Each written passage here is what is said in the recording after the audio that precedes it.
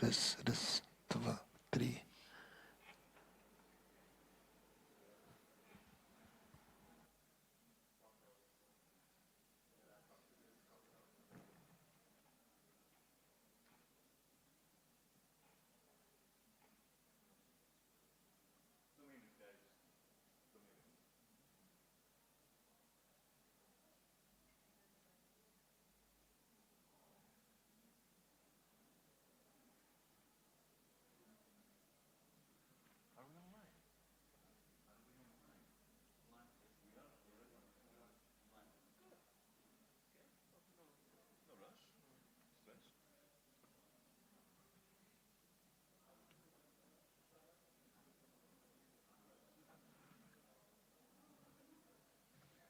Do you want me to sit here for the first presentation?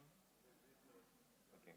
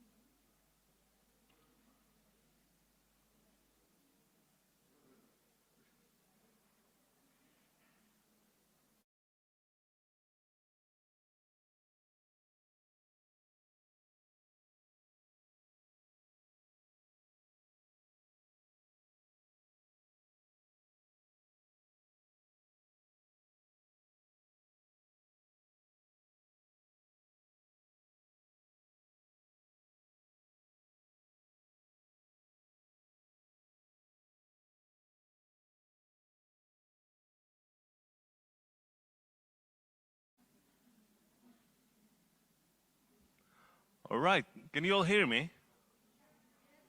If you can hear me, say hi. Good.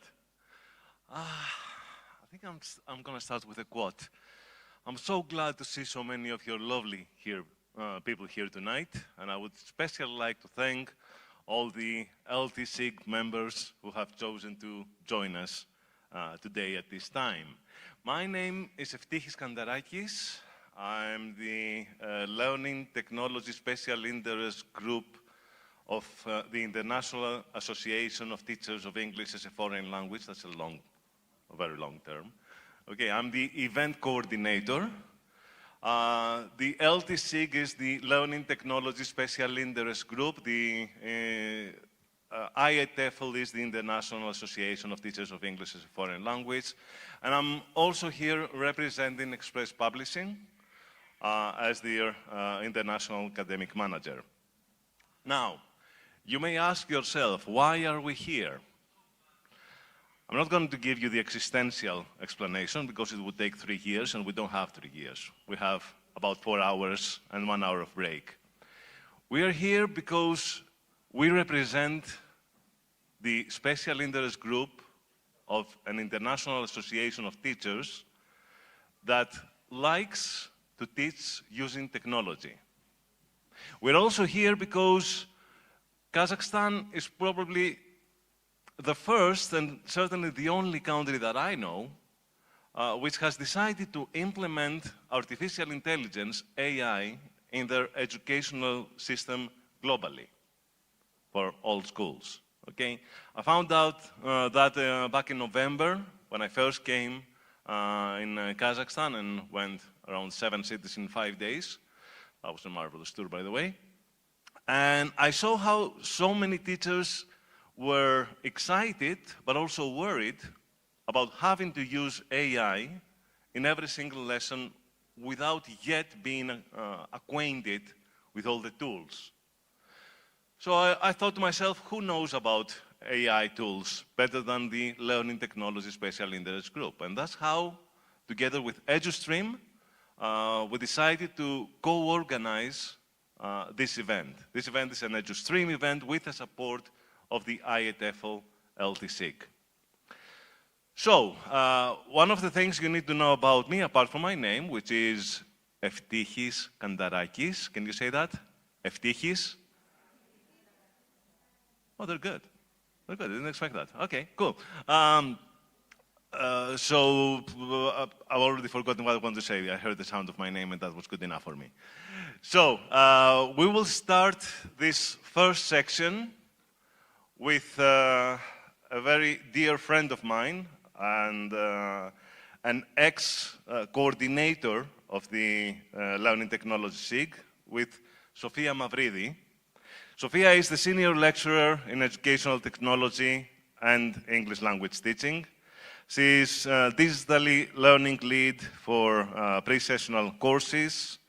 She's an Associate Member of Research and Innovation Institute, and she is the Model Leader for MA in ELT for the Montfort, almost there, University in Leicester. Okay, and she's going to be the one that kicks off this event, which is also broadcast online, by the way, on YouTube around the world. So from Kazakhstan to the world, I give you Sofia Mavridis.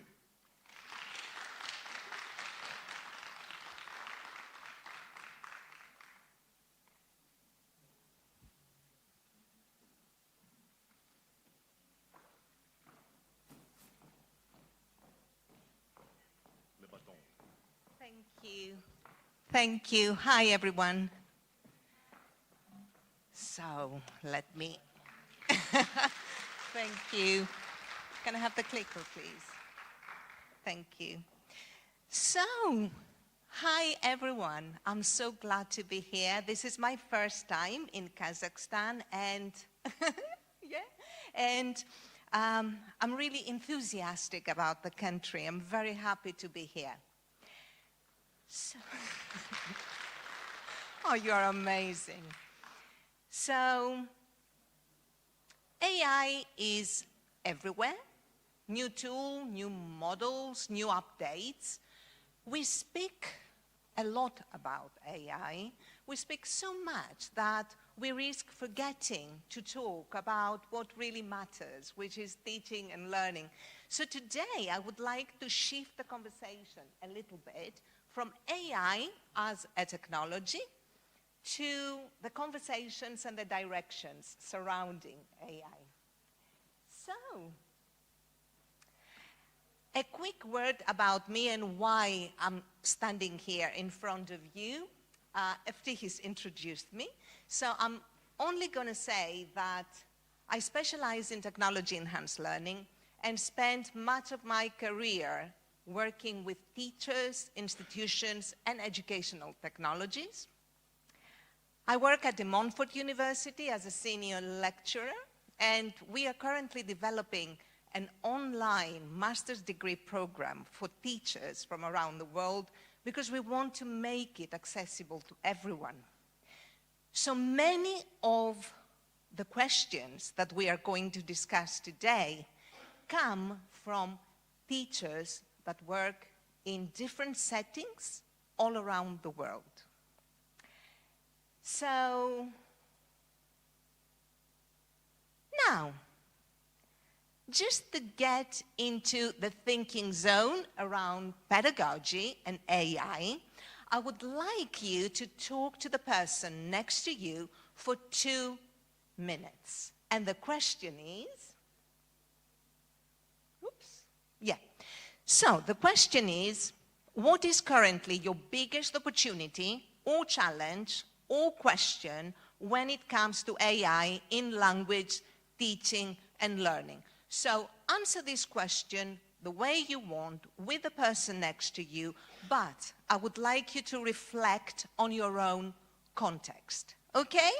Over to you. 2 minutes. I'm timing you.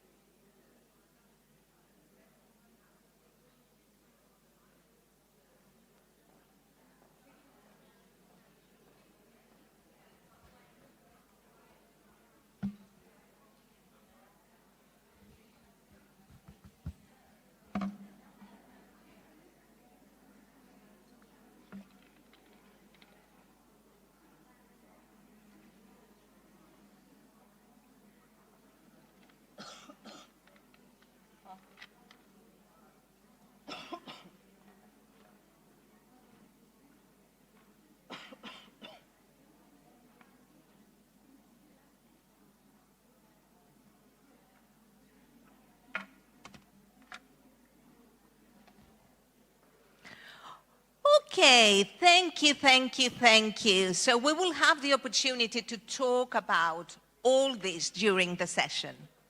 So, woof, what happened? Yeah. So, as we said, AI is everywhere. Everywhere. We use it even if we don't know it, when we use autocorrect, when we use GPS on our phones, this is AI. But when it comes to education, there are many mixed and controversial messages making headlines. For example, that the future of education is AI, that AI is going to revolutionize education, but also there are other titles making headlines, that AI is going to destroy education. It is going to make students lazy, that they are not going to be using their brains and that they are going to be cheating all the time. So all these messages are quite conflicting for teachers. But this is not the first time that a technology disrupted education. If we take a short trip down memory lane, we will see that there have been lots of technologies that promise to revolutionize, to radically change the way we teach and learn, and also generated fears and concerns. For example, the internet, that was a very disruptive technology many, many years ago. I would say more disruptive than AI. Wikipedia, Web 2.0 tools. I remember when I was doing my master's degree in educational technology and TESOL back in 2012, 13, there was this craze about Web 2.0 tools, blogs, wikis, social media, bombarding teachers, use 50 tools, 100 tools, otherwise you will risk being left behind. And also interactive whiteboards. Do you remember those, that they were going to revolutionize education? MOOCs, mobile learning, virtual reality, remote learning, come on, remote learning during the pandemic. So all these technologies, some more, some less, promise to revolutionize education. So throughout the history of educational technology, there is a pattern that is evident. Technological innovation often comes with a wave of disruption, debate, uncertainty, hype, and moral panics. Because this is what disruptive technologies do. They promise, they disrupt education, and yes, AI is different, but all these technologies were different for their time. And now we are experiencing exactly the same phenomenon with AI. So AI tools pop up every day. They urge teachers to keep up with, I don't know, 50 tools a day, 100 tools a day, to keep up, otherwise they risk being left behind. And just as teachers were getting their heads around generative AI, the conversation has already shifted to agentic AI. Have you heard about agentic AI? Yes? No? No. So I'm going to explain. So this shows that the technology is evolving. Whether agentic AI will prove to be transformative remains to be seen. I have some reservations, but the point is that the technology will continue to evolve. So, what is agentic AI? It refers to AI systems that can plan, make decisions, carry out tasks on a user's behalf, often by combining multiple steps and tools with limited human input. What does this mean? With generative AI, we could create text, image, get information with prompting it. Okay, so we have a dialogue with a machine. With agentic AI, we just give it one prompt and we say, this is just an example. We say, I want to create an infographic for B2 students level, this color, about ways to deal with pollution. So please go online, find information, then go to Canva and create the infographic. And that's it. Okay? So this is agentic AI. Now, the point I'm trying to make here, is that the technology will continue to evolve. It's not static. So we need something more stable to make sense of this evolution. Another challenge at the moment, and think about it, is that there is a lot of information. So every day there is information. If you go to LinkedIn, social media, there is a post every day, many posts about AI, papers, webinars, etc. And this gives us the impression that we have a lot of answers. But just because we have a lot of information doesn't mean that this information is deep.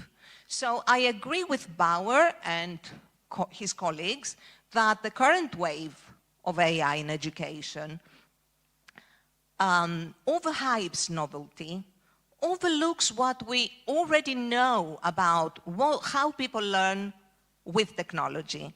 Educational technology and digital learning have been domains of inquiry for many, many years.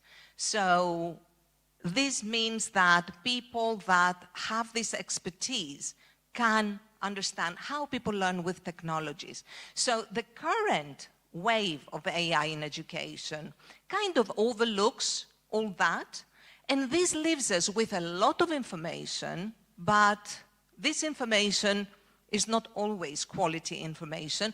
This is not to dismiss the work that has been done.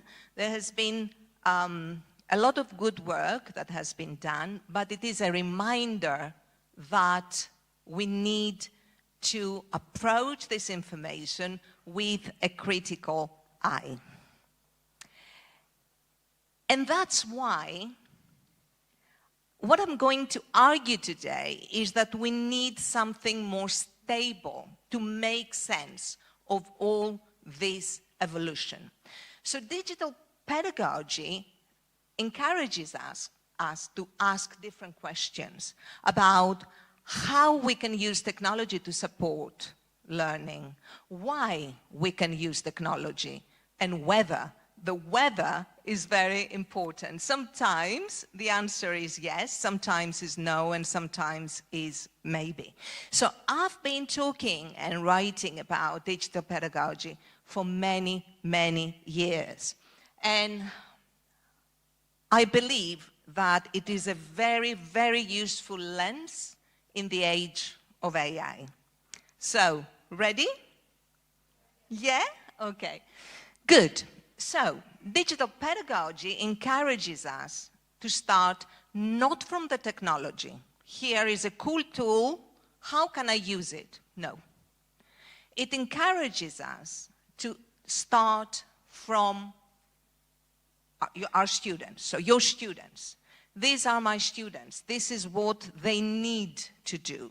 These are my learning aims. And also, first and foremost, we are language teachers. So we want our students to develop their language skills. We are not IT teachers, technology teachers. So we need to consider, what are the language skills that I want my students to develop? Is it listening? Is it speaking? And increasingly, we want them to develop global skills or 21st century skills. In 2020, I had the pleasure of co-editing an amazing volume, English for 21st Century Skills, with the other plenary speaker, Daniel Seri. And in this book, before AI became publicly available, we talked about all these issues and how we can use English as a medium to teach collaboration, digital literacies, creativity, and so on. So we start from these skills. What do I want my students to develop? And increasingly, well-being, ethics, etc. So it is less about adopting tools. Yes, we will adopt tools because this is the medium, but it is less about adopting tools and more about making informed decisions about how we can use them to develop, to help students to develop these skills that we talked about. Now, I have collected 5 questions, 5 important questions to ask ourselves before we decide to use AI technologies. So every time you want to use a technology, you can ask yourself these questions. Teachers from different contexts found these questions very useful, and that's why I decided to share them with you. So what's going to happen after I'm going to ask the question, then give you 30 seconds to talk to the person next to you or to just think on your own about your context, and then we're going to discuss the question. Okay? Yeah? So, question number 1, the $10 million question. That's it. How do I know whether an AI tool is worth using, is worth my time? How do I know? Over to you, 30 seconds. Think, or talk to the person next to you. Only 30 seconds.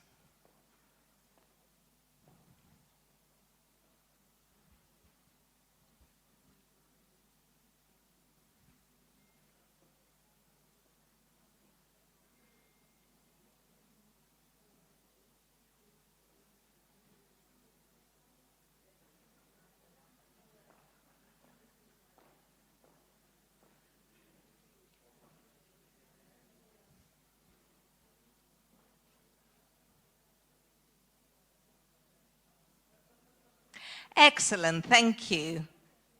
It's hot. I like the fun that you have so much. So evaluate the tool. I know this may look like a long list, but once you start doing it, it will become second nature to you. So how can you evaluate AI technologies? What is my learning aim? This is the most important question. So you start with the aim. Let's say that your aim is to help students to develop reading for specific information. Okay, so be clear about your aim. You start with the aim. Once you find 1 or 2 tools that you might want to use, you can ask, what does the tool enable? It needs to enable something. If not, then why use it? There's no point. So what is the added value? Is it interaction? Is it feedback? Is it autonomy? There needs to be something there. After that, what are the trade-offs? There are always trade-offs. Always. You give something, you take something. So this trade-off might be your time. It might increase your time. So you need to think carefully, am I happy to do that? Do I have this time? Or it might be that you need to train students to use the tool. Again, do I have the time? Do I have the skills? Etc. And will the last question is about your context. Will the tool work in my context? We're talking about the practicalities here. For example, there are fantastic AI tools, and I'm going to show you in a bit, that students can use to practice their speaking, all right? And you can use them in the classroom. After they have a group activity, then they can use the tool, or before they can use the tool to practice their speaking, and it's a fantastic tool on their phones. But if your students cannot use their phones in class because phones are banned, or if there is no internet, or if students don't have data on their phones, can you use it? No. Is it a good tool? It is. Is it appropriate for you? No. So all these questions are very, very important because before you make a decision. Now, very important, don't get impressed by bells and whistles. I know there is a lot of this out there. I've been specializing in technology-enhanced learning for the last 13 years, and technologies are very impressive. They are very impressive, but the impressive characteristics of the tool do not necessarily foster learning. Quite the opposite. They might impede learning because they might distract students. So, there are very good theories to support that, cognitive theories of multimedia learning, that say that students' working memory capacity, when they learn something new, their memory capacity, their cognitive capacity is extremely, extremely low. So, what do we need to do? Our tools, our technologies, and materials should be simple. We should aim at reducing unnecessary cognitive load so that we can help students to learn rather than to entertain. So if your multimedia has text, sound, vivid colors, etc., chances are your students may be distracted. So there is a rule of thumb when it comes to multimedia instructional design, and this is less is more. Okay? So remember that. Now, oops, sorry. Now, question number 2. Thank you. Question number 2. How do I keep up when new AI tools appear all the time? I have a syllabus to teach. I have students to take care of. So how can I keep up with so many tools? Over to you, 30 seconds. So speak to the person next to you or just think about this question.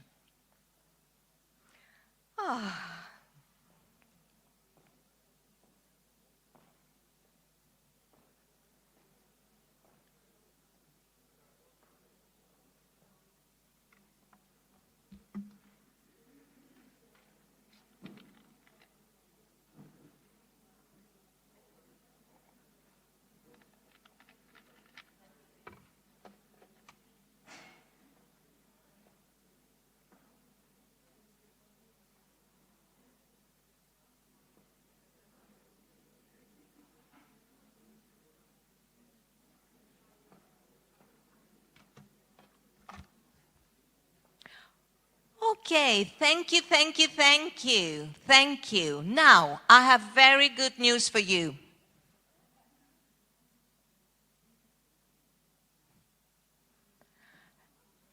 The good news is that you don't need to keep up with everything that exists. You don't need 50 tools to teach well. You don't need 100 tools to teach well. So, what can you do?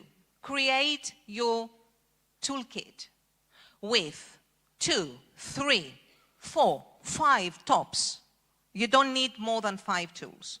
So, 3 to 5 tools max. So create your toolkit. Remember, you are not a technology teacher.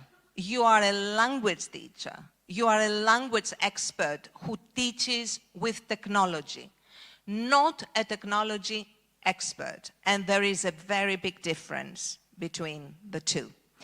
The tools that you decide to use, of course, you need to know them well. You need to familiarize yourself with them. And we are going to talk about that. So, what I give teachers is a guide, and please use this as a guide and not like the Bible, okay? You are more than welcome to adapt it. But it makes things more manageable. So, what I advise teachers to do is to pick one tool from each of these 4 categories. So, the first one, large language models. ChatGPT, Claude, Google, Gemini, you don't need all of them. Pick one. And of course, LLMs are multi-purpose, so you can use them for various reasons and purposes. Now, writing support, definitely some overlap with the LLM. For example, if you use ChatGPT or Claude, you might not want to use the other tools, but again, that's up to you. Grammarly, Quillbot for students. By the way, there will be a digital handout at the end, so there will be links to these tools and technologies, so don't worry if you can't take notes. So, content creation, this is for you, but also for students. So the first tool, Jog AI, have you ever used that? So it's an amazing technology that I'm not promoting any technology here. So it's a good technology for creating videos with different avatars. So for listening, for example, or for students to create videos, it's great. Canva for handouts, for infographics, for presentations. Question Well, that's an interactive tool. For example, you pick a YouTube video that you want to use with your students, you get the URL, the link, and you give the tool the URL. That's it. And the tool creates an interactive multiple choice exercise that, wait for it, you can edit as well, because that's very, very important, not to use the technology as, not to use the output as AI gives it to you, but also edit. And EdCafe, that you can create a lot of interactive materials. And speaking practice, generative AI is fantastic when it comes to speaking practice for students.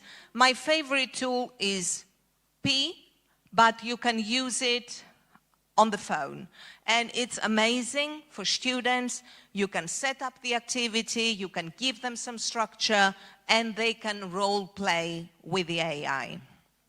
So this is just an example, but you do not need all of them. For this year, pick one tool from every category. Next year, once you have familiarized yourselves with the technologies, these technologies that you picked, then you can add another one. Okay? Now, another question that teachers ask with regards to how do I keep up is, yeah, okay, these are interesting technologies, but what if the tool is too complicated for me? So, complicated. Let's discuss complicated. So, complicated is a very relative term. What is complicated for me might not be complicated for you and vice versa. But if you think that a technology is too complicated for you, do not use it. As simple as that. Don't get... Thank you. So, don't get me wrong. I'm not suggesting that you should not be challenging yourselves, that you should not be stepping out of your comfort zone. I'm not saying that. What I'm saying is that the decision to use a simple technology instead is pedagogical. Why? Because if a technology is too complicated and you need 5 hours to spend to learn the technology, and then another 5 hours to teach students how to use the technology, when are you going to teach the language? Will you have time to teach the language? No. So the decision to use a simple technology instead is pedagogical. You make this decision not because you're lazy, but because you are a good teacher that can make informed decisions. Once you familiarize yourself with a simple technology, because there's always some, there is no such thing as one technology ever. There will be many technologies, many versions. Sometimes the more complex, complicated, or perhaps they have more functionalities. But once you familiarize yourself with a simple technology, then you can move to one level up, okay? So don't worry about that.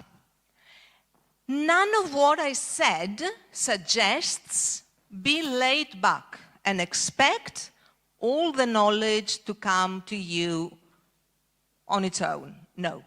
You need to stay informed. You don't need 50 tools. You don't need 100 technologies. But the 5 technologies that you will decide to use, you need to know them well. So you need to know your technologies. And you need to stay informed. Because, what do I mean by informed? Be prepared to learn through trial and error, because technology is not something only that we understand. You're all intelligent people, of course you will understand, but you need to get your hands dirty. So technology is something that we do and we understand, but mainly we do. And that's my favorite one. I don't know if you can see it from there, but that's my favorite one. Collaborate with other teachers. There is so much to learn from one another. For example, let's say that I and you are colleagues, right? So I learn about one technology, I use it with my students. Then we meet and exchange ideas. We exchange perspectives, experiences. I come to your classroom. I peer observe how you use the technology. And in this way, I learn about 2 technologies, not just one. Okay, so next year, perhaps, I'm going to try the technology that I learned from you. So collaborate with other teachers. That's very, very important. Now, another important question. How might learners use AI to support the learning? Over to you, 30 seconds, think about it, or speak to the person next to you. How can they use it? How might they use it?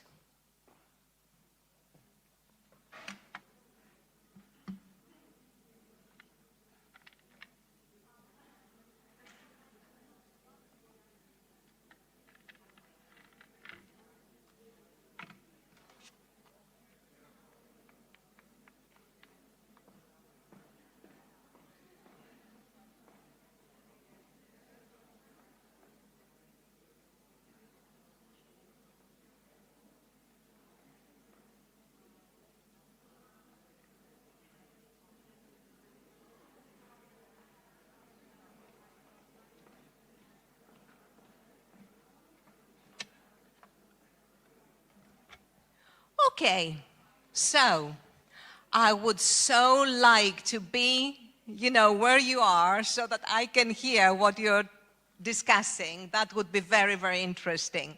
So, but we will have the opportunity later on during the coffee break to talk about all this. But for now, what I can say about this question is that technology, and especially AI, especially AI, has shifted the relationship between students and teachers.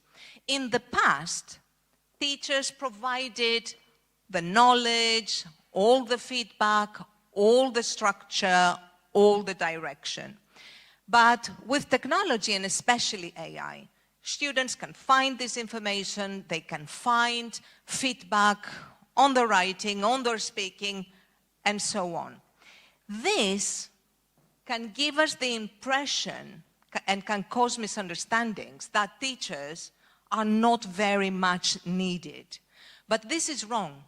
The teacher is needed even more because your job is to create the conditions for learning and to orchestrate students' learning. So your role is much more important. Now, I would like to very quickly share with you my own research on L2 students' uses and experiences of AI for the writing. The students were in higher education, but the results apply to other levels as well. So, it might surprise you, it surprised me, but it was a very, very nice surprise to see that students use AI to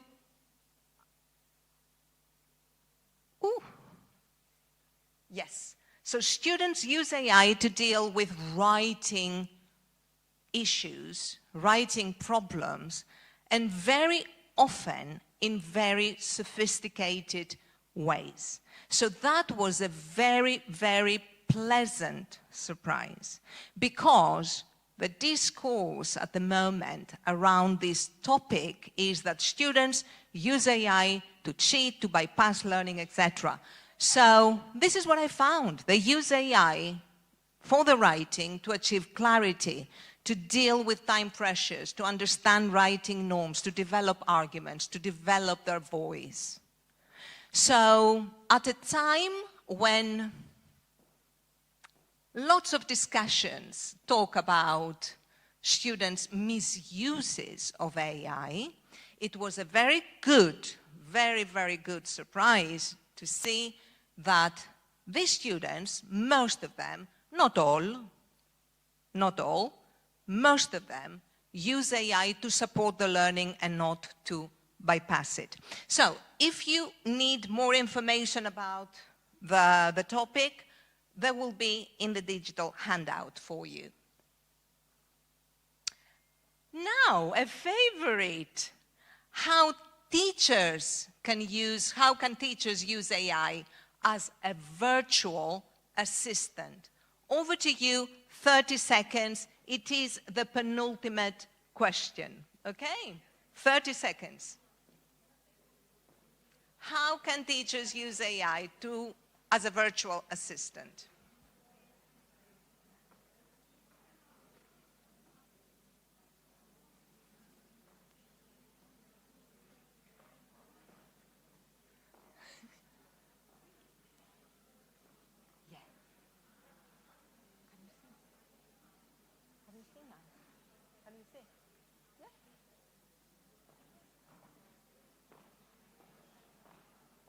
Excellent, thank you, you're amazing. So, there is so much to say here, so many functionalities. So teachers can use LLMs, but also the tools that I mentioned and other tools to brainstorm examples, to adapt lessons, to adapt texts, to generate materials, to generate alternative explanations, to prepare lesson plans. So sky is the limit, really, here. But when I say virtual assistant, I mean assistant. So use AI to support you, but to reduce your workload, because teachers are very, very busy human beings. So use AI to reduce your workload, but in ways that directly benefit students. Thank you. Because if I use AI to generate materials only faster, without making sure that these materials are appropriate for my students, that I have adjusted for my students, then I'm not improving pedagogy. I'm automating weak practice. The AI doesn't know your students. You know your students. So always, always adjust what AI gives you. Ask yourself, in what way am I going to adjust this quiz? What changes do I need to make to adjust it to my students? So take the lead. This means that you assume the role of an expert. Don't give the role of an expert to AI. So you take the lead. And keep your expertise in the center. I'm becoming increasingly uncomfortable with the term human in the loop. It's been used like it is the answer to all the problems at the moment. First of all, it's been around for many years, so we people that study educational technology, we have been using it for years. And here, human in the loop should mean central. Keep the expertise, not just keep the human present. So please, please, please, assume the role of the expert and always adjust your materials. And if the clicker worked, that would be great. Yeah. Last question. What about ethical dilemmas? So AI raises a lot of questions, questions that we cannot ignore, about privacy, plagiarism, bias, labor exploitation, environmental impact. So what about these dilemmas? Only 30 seconds. Last question, I promise, and then you will ask me questions. Over to you. 30 seconds.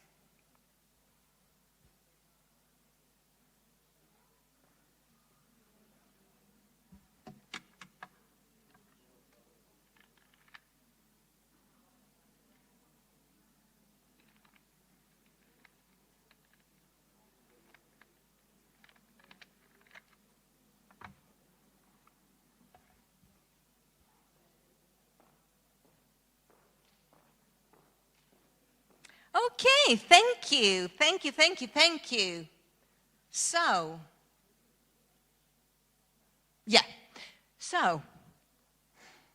lots of ethical dilemmas that make teachers uncomfortable, I must say, because we want to innovate, but we also want to be responsible.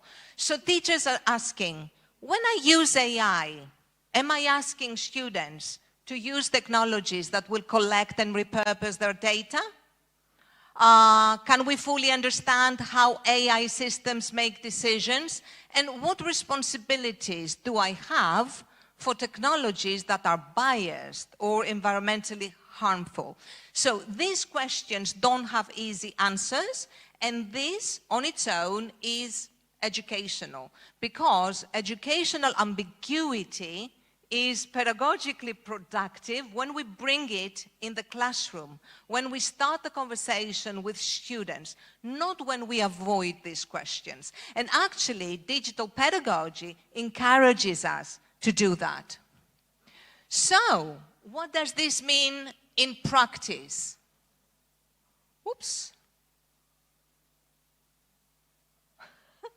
Come on. Yes. So, in practice, stay informed, but also accept uncertainty. You don't need to have all the answers. Nobody has all the answers at the moment. I don't have all the answers, and this is my job, okay? Create space for discussion. Start a conversation with your students. Some months ago, I presented a presentation about bias. How can we introduce this topic about AI bias with students, young learners, and teenagers? So it's not only about grown-ups. Start the conversation. Teach students how to recognize bias on AI when they use AI, what to do with it. Evaluate tools critically and also check their privacy terms. And of course, support students to make informed decisions. Don't forget, students will be using AI on their own. This is what we know from research at the moment. So we do need to teach them how to make informed decisions. So bring in the conversation, start the conversation in the classroom. Okay, so closing. So we live in the age of AI, no doubt about that. New tools, new updates, new models. But maybe this is not a bad thing, because this is what technology does and has been doing. It evolves, and it will continue to evolve. But maybe an important reminder for us educators is that good teaching has never been about the tool. It has always been about creating the conditions for learning. So if I were to choose just one thing for you to remember and to take away from this session, it would be this. The future of language education will not be determined by the tools we adopt. It will be determined by the decisions we make about how and why we use them. You make the decisions, so your role is very, very powerful and important. Thank you very, very much. Thank you. So here is the digital handout. If you cannot scan the QR code, just take a picture, take a photo of the slide, and then you can type in the URL here. And in the digital handout, you will find the references, you will find the links to the technologies that I shared, you will find more information about the research I talked about, thank you. And you will also find my contact details. So get in touch. If you are on social media, follow me and I will follow you back, because it's great to connect. So, what time is it? I suppose I have time for questions. That's fantastic. Right. Thank you so much, Sophia. Please give it a hand. It was quite a start for this event. Can I take a selfie with you? Yeah? Okay. Let me remove the glasses. Here. Let me do my hair a bit. No, on my own. No, I have one on my own as well. Don't worry. Yeah. Everybody say feta. Excellent. Thank you. Thank you. Before we move on to our next speaker and a guest that we have for today, are there any questions for Sophia at this stage? Any questions?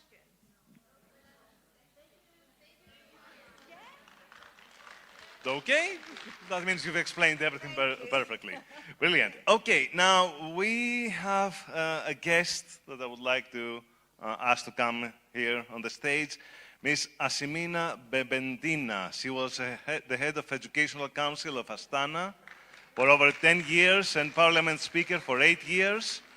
And she is now advisor of the head of Talap, yeah, got it, at the Ministry of Prevention. Got it, yes. There you go. Thank you. Саламатсыздар ма, құрметті әріптестер, құрметті қонақтар. Ең біріншіден мынау осы 104-ші мектепте осындай үлкен іс-шара өтіп жатыр дегесін келмеуге болмады, өзім солай ойладым. Өйткені біздің ұстаздарды қолдап жүрген кісілер, о кісілерге рахметімізді әрқашанда білдіргіміз келеді, білдіргіміз керек деп ойлаймын. Кеше ғана EduStream жұлдыздарында сондай үлкен іс-шара өтті. Біздің балаларымыз өздерінің білім арқасында, ұстаздардың еңбегінің арқасында көптеген нәтижеге жетіп, сертификаттар алып, дипломдар алып, сондай қуанып кетті.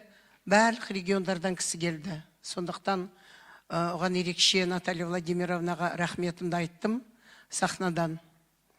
Ал енді бүгінгі шара туралы айтсақ, әрине ең негізгі мақсат ұстазсыз, ұстазға білім бермесек, ұстаздар ең бірінші білім саласында болып атқан жаңалықтарды білмесе, ертең біздің балалар да, біздің жастар да ештеме білмейді.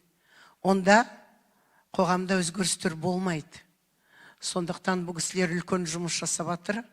Мен өте қуаныштымын. Сіздер міне оқу жылын аяқтап, қазір демалысқа шығасыздар. Одан бірінші қыркүйек келіп қалады, тез. Уақыт деген зымырап өтіп бара жатыр. Сондықтан сіздерге ең біріншіден жақсы демалыс тілегім келеді. Екіншіден сіздерге айтатыным, білімнің арқасында кісі қанша жасқа келсе де, үлкен жетістіктерге жетуге болады. Сондықтан ең негізгі ойлау ғана емес, жүректеріңіз дұрыстап жақсылықты қабылдаса, сонда ғана ертең сіздердің оқушыларыңыз өздерінің білімін көрсетеді, жұмыстың үлкен нәтижесі болады деймін. Я не могла не прийти сюда, уважаемые коллеги. Я услышала о том, какие гости к нам приехали издалека. Хочу выразить особую благодарность, Наталья Владимировна, вам. Я вас знаю уже 16 лет. И за эти 16 лет вы очень скромно, не рекламируя, сделали много добра для наших педагогов и для учеников. Вчерашнее мероприятие десятилетия EduStream Жұлдыздары, это как раз говорит о результате большой работы. Сколько средств в это вкладывается, это только вы знаете. Но самое главное, мы видим результаты наших детей, детей нашей страны. Поэтому вашему коллективу огромное спасибо. И самое главное, вот нашим педагогам. Я думаю, здесь из разных областей прибыли педагоги. Дело в том, что учителя, которые здесь сидят, они самые, во-первых, знающие, самые суперсовременные, вот, потому что их предмет, их знания сегодня детям очень нужны и востребованы.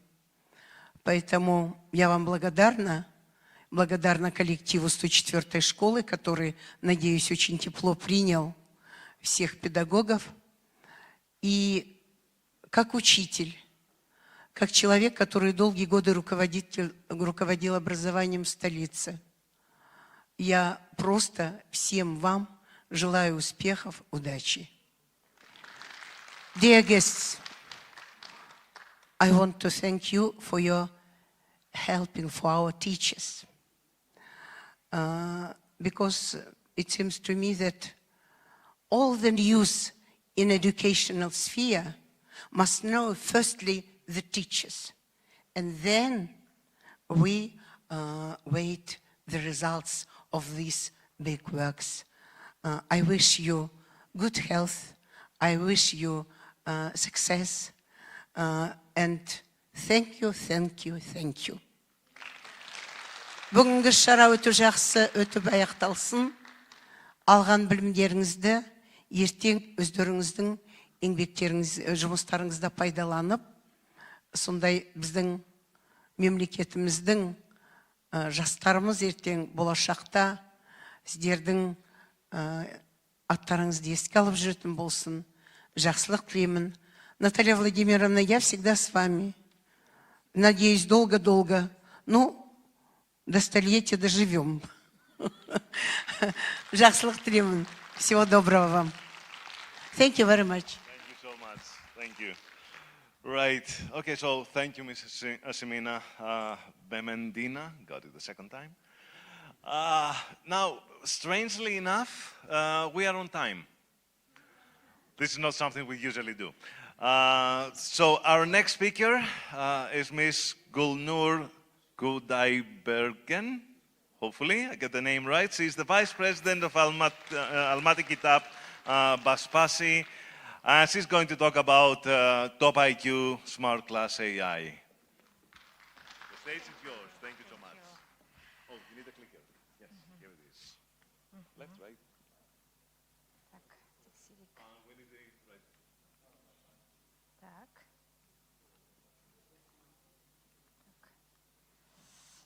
Так, мынау қалай? Что-то дұрыс істемей тұр ғой деймін. Все. Баршаңызға қайырлы күн. Өте қуаныштымын. Бүгін мен сіздерге Қазақстанның білім беру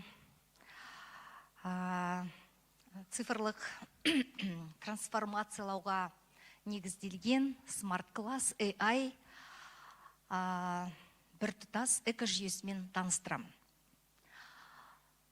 Бұл Smart Class цифрлық контент, жасанды интеллект және заманауи сынып бірлескен экожүйе деп айтуға болады.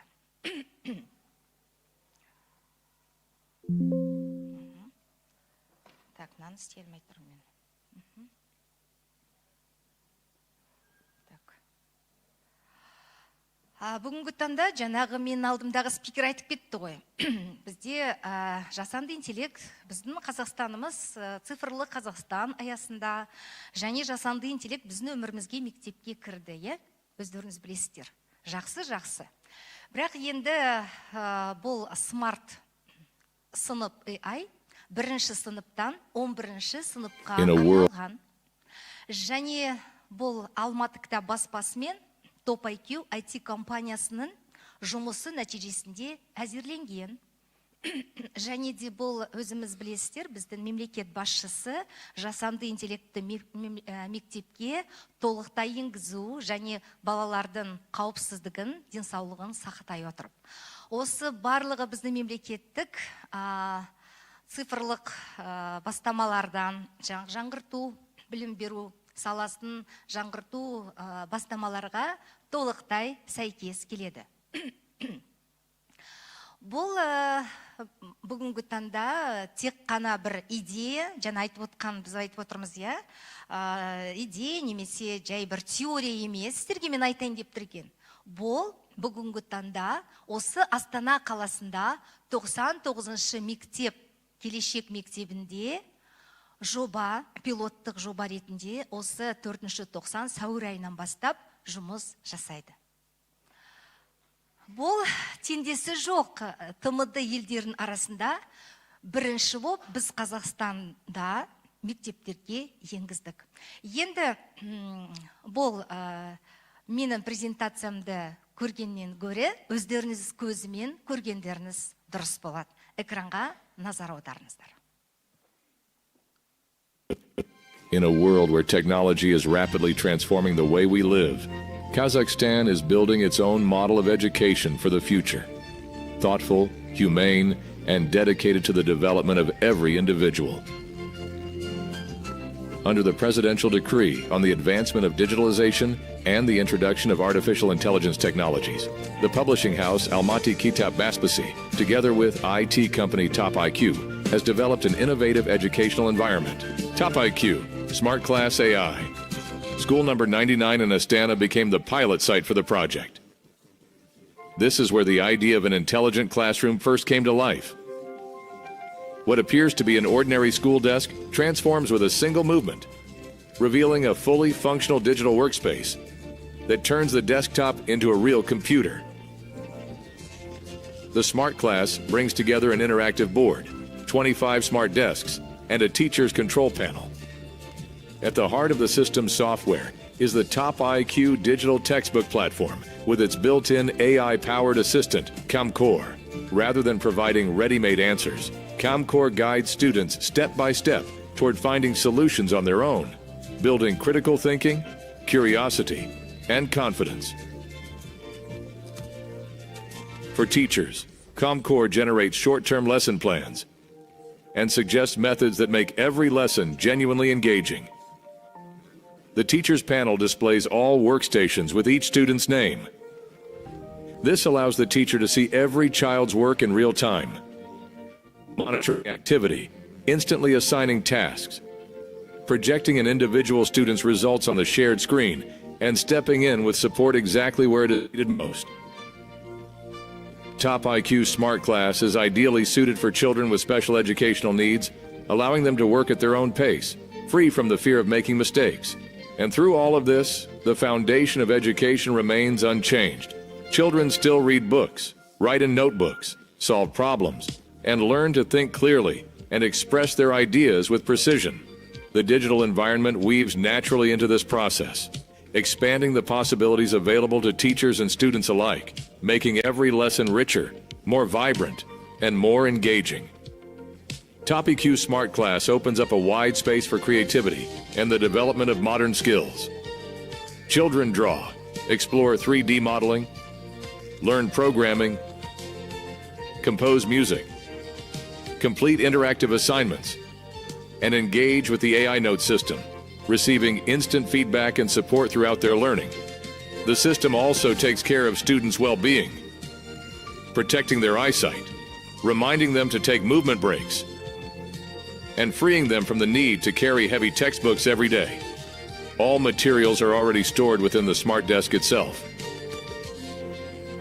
It is worth noting that Smart Class fully upholds the concept of data sovereignty, complying completely with the laws of the Republic of Kazakhstan on personal data protection and children's rights. The AI assistant ComCore operates exclusively within verified educational content, eliminating the risks associated with uncontrolled use of artificial intelligence. Kazakhstan is the first country in the CIS to begin implementing technologies of this kind. Global experience confirms the promise of this direction. In China, smart classrooms are already in active use, and by 2030, they are planned to be deployed nationwide. Top IQ Smart Class is shaping a unified educational space for Kazakhstan, where modern technologies support teachers, unlock the potential of every child, and preserve the finest traditions of pedagogy in the digital world. In doing so, the project becomes a strong national foundation for the school of the future, strengthening the intellectual potential of the nation and opening the path to sustainable and conscious development.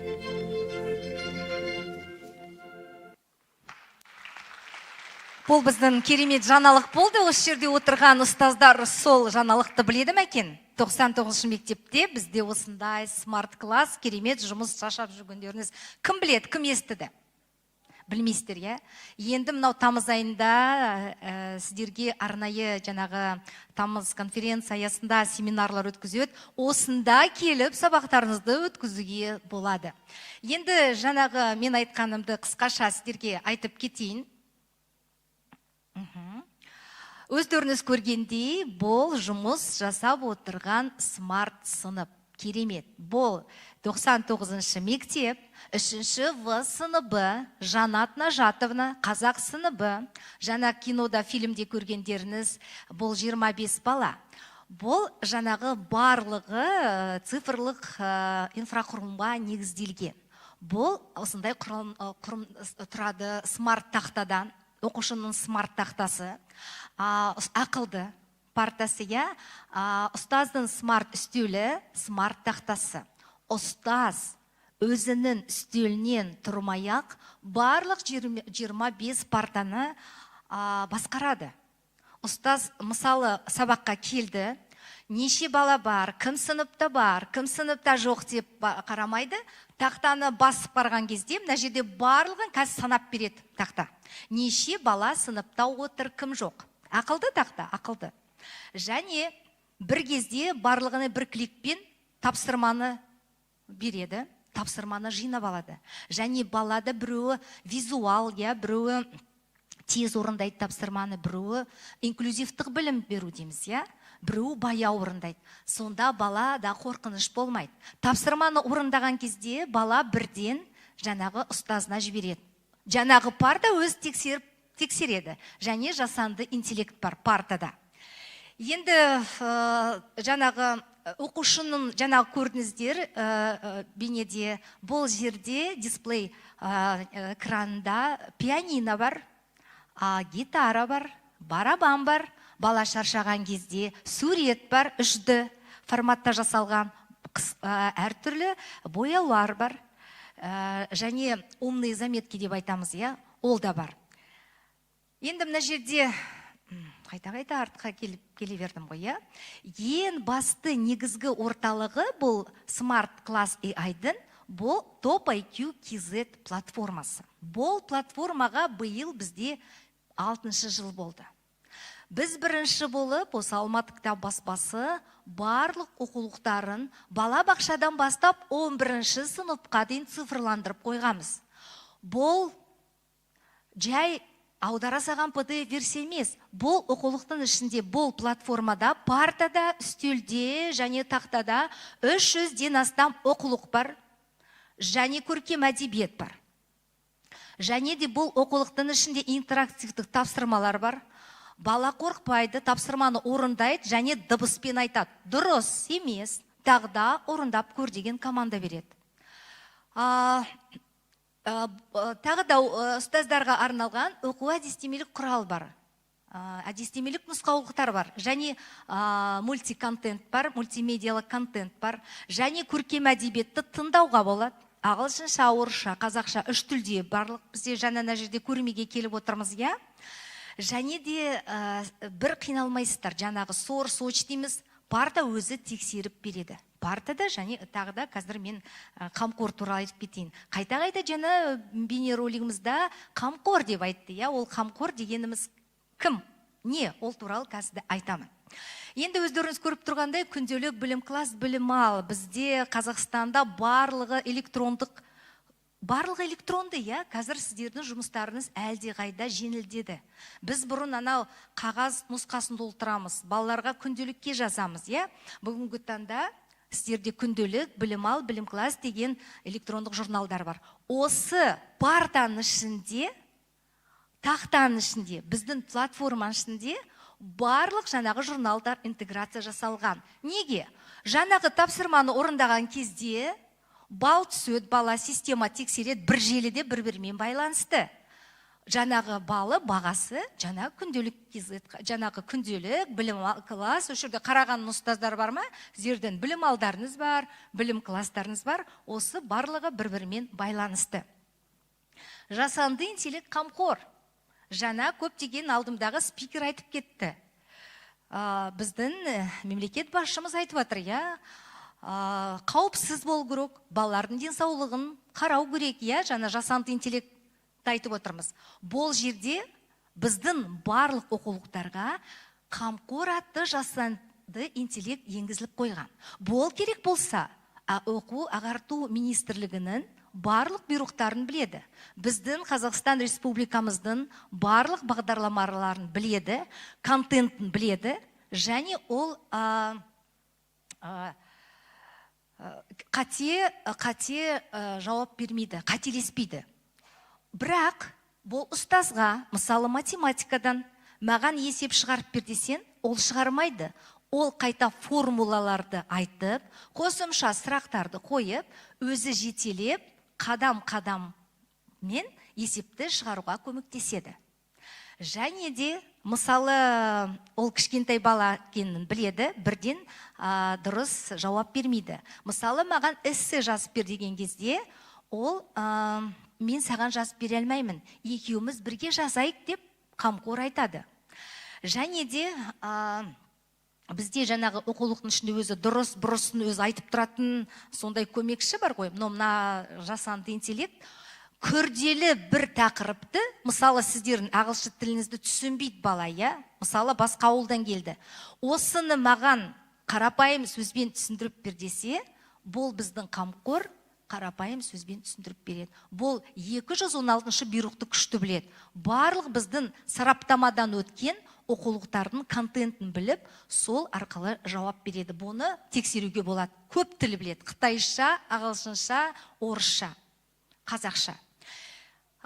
Бұл оқушыға қалай көмектесетінін түсіндіңіздер. Енді ұстаздарға бұл қысқа мерзімді жоспар жазып береді. Және де сыныпта әртүрлі оқушылар отырады. Әртүрлі деңгей дифференцированный тапсырмалар сіздерге құрастырып береді әр балаға. Бұл түсінікті, иә? Енді өздеріңіз көріп тұрғандай, мынаны айтпай қойын. Және де бұл қауіпсіз жаңағы топ IQ-KZ Қазақстанның өнімі және Қазақстан серверінде орналасқан және жабық контурда жұмыс жасайды. Және де өздеріңіз көріп тұрғандай, бұл өздеріңіз көріп тұрсыздар ғой, бұл чат GPT арқылы 5G жасалған, мүмкін ендігі жылы бұл сөйлейді. Қазір тек қана чат GPT арқылы жауап береді. Бірақ өздеріңіз қараңыздар, балаға күнде қарапайым қазақтың несімен тұр, я көрдіңіз, саптама етігімен тұр, бұл барлығы біздің ұлттық контент, нені ашып қалсаңыздар да. Так, келесі, мына жерде жаңа айтып кеттім, ұстаз бір өзінің үстелімен барлық 25 партаны басқарады, тапсырма береді, және бала, мысалы, ол тапсырманы орындамай басқа тапсырма жасап атқан кезде, мұғалім жаңағы партасын өшіріп тастайды, блокқа қойып тастайды. Басқа бірдеңемен жұмыс жасап атса. Сосын ол жерде тыныш деп жазылып тұрады, молчание деп. Өйткені бала басқа әрекетпен жұмыс жасап атты. Келесі, мына жерде оны бір түсіндік, енді бала деген тест орындайды да ұстазға жібереді, ұстаздың жаңағы желі тексереді, опережающий, да, орысша айтқанда. Есть дети, которые 5-ші сыныпта отырады, 4-ші сыныптың бағдарламасын білмей отырады. Мен де ұстазбын. Сол кезде балаға 5-ші сыныптың баласына жаңағы 4-ші сыныптың кітабын ашып, немесе контентін ашып, оны ешкім білмейді ғой. Міне сіздер отырсыздар, 25 парта. Мен мынаған бір тапсырма бердім, мынаған басқа тапсырма бердім. Мұғалім мен болдым деп қуанады. Ол білмейді ғой, мүмкін ол 3-ші сыныптың тапсырмасын орындап жатыр, иә? Сондықтан әр баланың траекториясы, жеке даму траекториясын бұл парталар өте жақсы. Так, мына жерде тез-тез бұны айтпай қойық, бәрі түсінікті, иә? Келесі, мына жерде жаңағы Smart Class AI ең басты бір артықшылықтардың бірі, бұл кең ауқымда пайдалануға болады. Бұл инклюзивтік білім берудің сұрақтарын жауап береді, білім беру, инклюзивтік. Бұл сыныпта, жаңағы 3-ші В сыныпта 1-2 бала бар. Ерекше білім беру қажеттіліктері бар. Ол бала осы смарт-классқа келгенге дейін мектепке келгісі келмеген екен. Бірақ ана смарт-классты көріп, смарт-партасын көріп, айырылысқы келмейді. Келген кезде ол қара қарындашпен бояйтын. Барлығы суреттері қара болатын. Бірақ менің байқағаным, әріптестерім байқаған, 2-ші күні баланың аты қалай еді? Амангелді бала жаңағы түрлі түсті қарындашпен сурет салып отыр. Нанастыр ма, өз көзімен көрдім. Содан кейін ана тьюторды қайта-қайта шақырады. Сабаққа барайық, ана қазіргі не ғой, шыны ғой есік. Сол шынының артынан тұрады. Мына парта қашан кіреміз сыныпқа, қашан деп басқа тене сыныптан келген кезде. Және де осы Қазақстан телеарнасында журналист бар, Гүлбану Әниетқызы. Осы Smart Class AI-ды осы жаңалықтан берген кезде қызын алып келді таныстуға.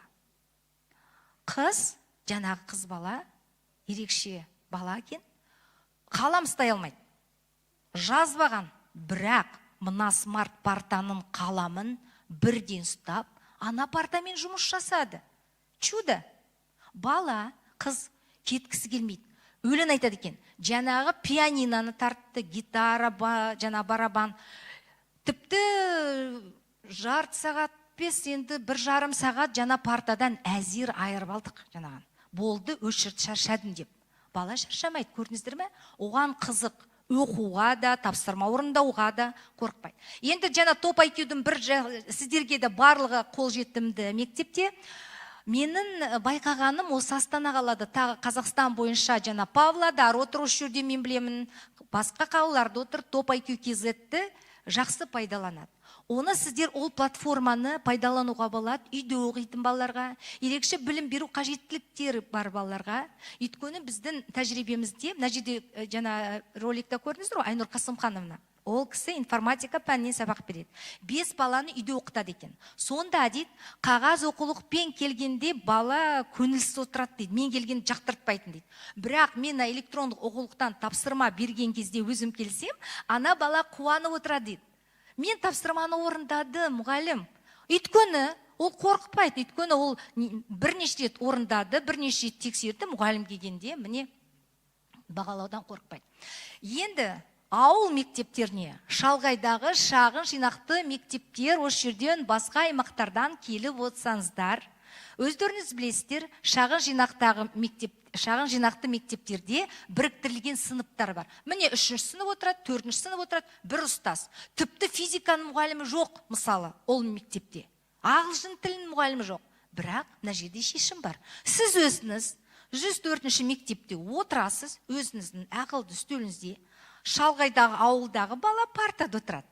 Сіз сол парта арқылы тапсырма беріп, кері байланыста болуларыңыз мүмкін. Бала өз бетінше дамып, сабақ оқуға парта әлде қайда жақсы. Және де ауыл мектептері жаңағы ресурстық орталық бар, білесіздер, ауылдан келген мұғалімдер бар ма осы жерде? Бар. Ресурстық орталық және оған 5-6 магниттік мектеп. Жылына 3 рет олар сессияға келеді, бірақ сессия деген постсессионное сопровождение, ол өтеді ме, өтпейді ме, білмейді. Мен оның бәрін қайдан білем? Өйткені мен Ыбырай атындағы академияда жаңағы шағын жинақты мектепті дамыту орталығының директоры болған. Мен барлық ауыл мектептерінің жағдайларын сол кезде тамаша күшті білетім. Енді мынау жаңағы ерекше балаларға, шағын жинақты мектептерге орысша айтқанда идеальное решение, қараңыздар. Және де қала мен ауылдың жаңағы цифрлық білім беруін теңестіру, білім сапасын, алшақтықты жою, және бұл бүгінгі таңда дайын модель, жаңа оқу жылына жаңағы 99-шы мектепке келіп, августте көріп, өздеріңіз мектептеріңізге осы парталарды, тақтаны алуға болады. Және де біздің байқағанымыз бұл жерде қызықшылық артты. Балалар мектепке, жаңағы сыныпқа қызықшылық сабақтан қалғысы келмейді. Өйткені бала сурет салады, керек болса пианино ойнайды. Және де жаңа қауіпсіздік, денсаулық дегенім, балалар біз бәріміз сіздер сияқты бұл партаны, стөлді көрмеген адам болып келдік қой сол жерге. Үйреттік бір-бірімізді. Жаңағы заводтың адамдары үйретті, өзіміз, бірақ контент бәрі қазақстандық, өзіміздік, өзіміздің өніміз. Сол кезде балалардың бір қызығы, балалар бізден тезірек үйреніп алған ғой. Ұстаз үйретеді ғой. Апай, ұстаз, мына жерде көзге арналған режим бар. Тақтаны бүйтіп, қазір ақ болып тұр, көздеріңіз шаршады, Бізде тақта кішкене өшітті, сарғыштау болады. Көзге сонда жағымды болады. Және де бұл оқулықтарда көптеген сергіту жаттығулар бар. Көзге, мойынға, денеге арналған әрбір оқулықта сол барлығы бар. Енді ұстаз не дейді? Жанат Нажатовна, менің 50% уақытым өзіме қалатын болды дейді. Енді келеді, парталарын қосады, барлығы ішінде бар, дайын. Әр балаға, мысалы, бүйтіп әр партаның жанына барып уақытын жұмсамайды. Балалар 25 балама, барлығы кім орындады, кім орындамады, тапсырманы жібереді, қаншама уақыт өзіне қалады. Енді топ IQ KZ-ті білесіздер. Мен сіздерге айтайын дегем, топ IQ KZ-ті мына жерде кім пайдаланады? Қолдарыңыз көтересіздер ме? Ағылшын тілі оқулығы, мына жерде экспресс паблишинг оқулығы болатын, және қазір біздің да ағылшын оқулықтарымыз бар. Жарайды, бізде оқулық жоқ. EduStream, экспресс паблишинг оқулықтары күштісіздер, сомен пайдаланасыздар. Бірақ біздің ішіндегі топ IQ KZ-тің көркем әдебиеті 3 тілде. Шоқан, Ыбырай, Абайдың қара сөздері. Сіздерге керек пе сабаққа? Аласыздар. Көксерек керек пе сіздерге? Видео, бейне аласыздар. Наурызға сынып сағатқа керек пе 3 тілде? Мына платформадан алуға болады. Енді зейін қойып тыңдағандарыңызға көп рахмет. Мына жерде Натальяға көп рахмет айтамын. Қалай өтсеміз, к сожалению, I not speak English, но я буду учиться. Мен үйренемін сіздер арқылы, Наталья арқылы. Кезінде ойламаптық, дұрыстап үйренбептік, но я все понимала, о чем вы говорили, поэтому я благодарна вам. Барлықтарыңыз күшті сөйлеп отырсыздар ағылшынша. Бізге кітап үйіне, бізде осында мына қонақтарды шақыруға болады. Наталья, можете пригласить гостей в Дом книги. Мы их встретим на Қабанбай Батыры 38/2.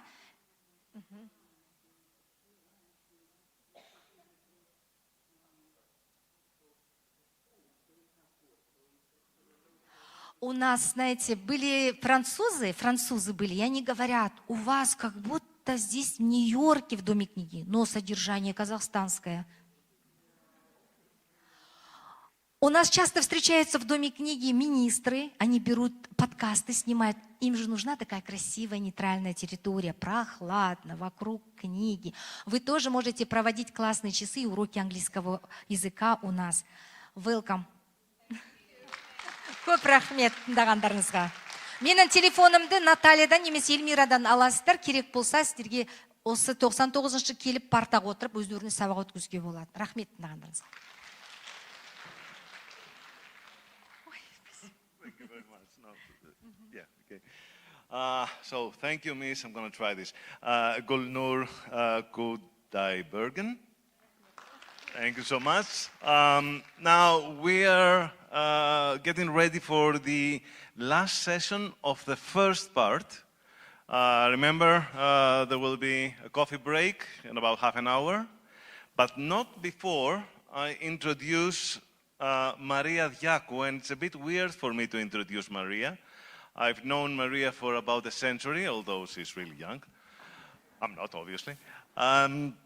She's been a friend, and she has worked with me, and she's worked with me at the Learning Technologies SIG. She's the current SIG coordinator, so she's my boss, really, which makes it even weirder for me to introduce her, but I will. And she's the deputy head for the Cyprus Ministry of Education, and is also a faculty member at the University of Nicosia and Frederick University, and her talk is about beyond tools, pedagogy, well-being, and the promise of technology. And we are really lucky to have her here with us today, and I'm honored to pass the mic to Maria. Thank you, my dear FDKs. You might need this as well. Yes, I will. Okay. Thank you very much. So, well, actually, wow, it's a great honor to be here today with all of you.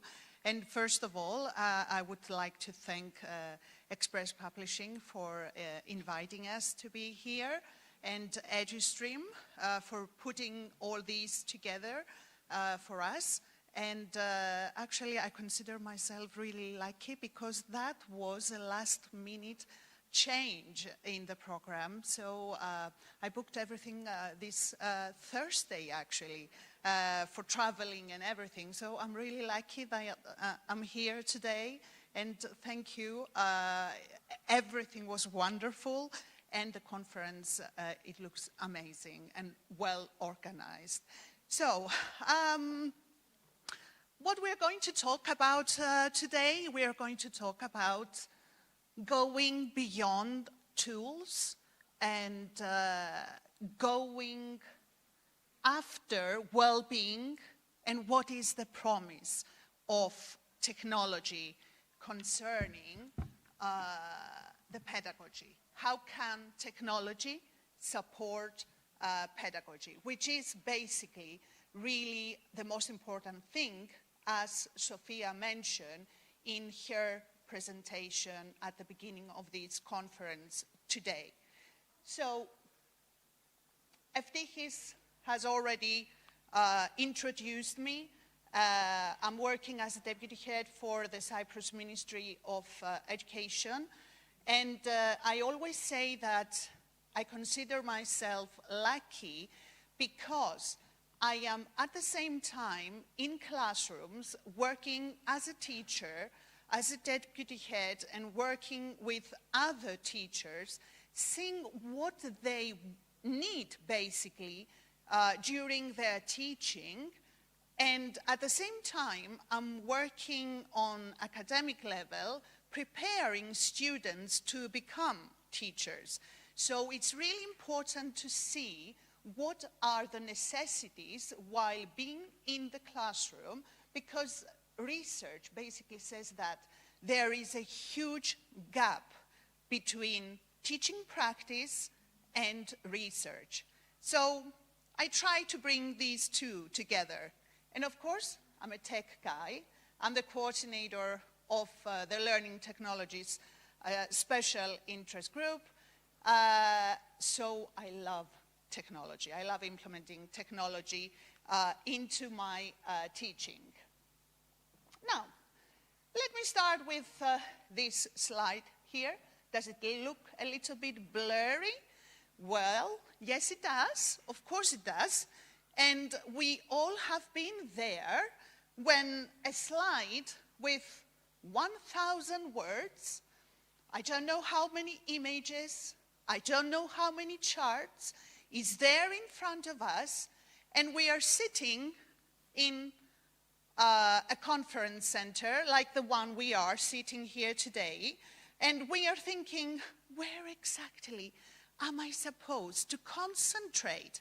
Where exactly am I supposed to look at?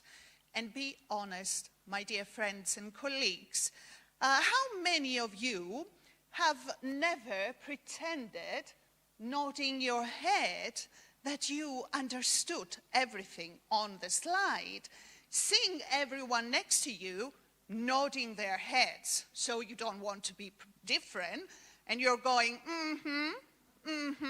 yes, even though the rest of the other ones sitting around you might feel a little bit blurry as you do. So,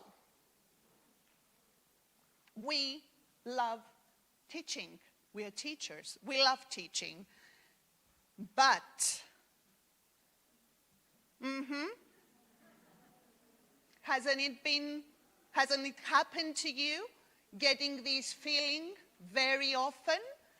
Feeling that teaching gets a little bit blurry. Well, I have been in this situation, and I'm definitely sure that a lot of you have been in this situation as well. So, even though I am a tech person, as I mentioned before, I always say that simplicity sometimes is the best choice. So,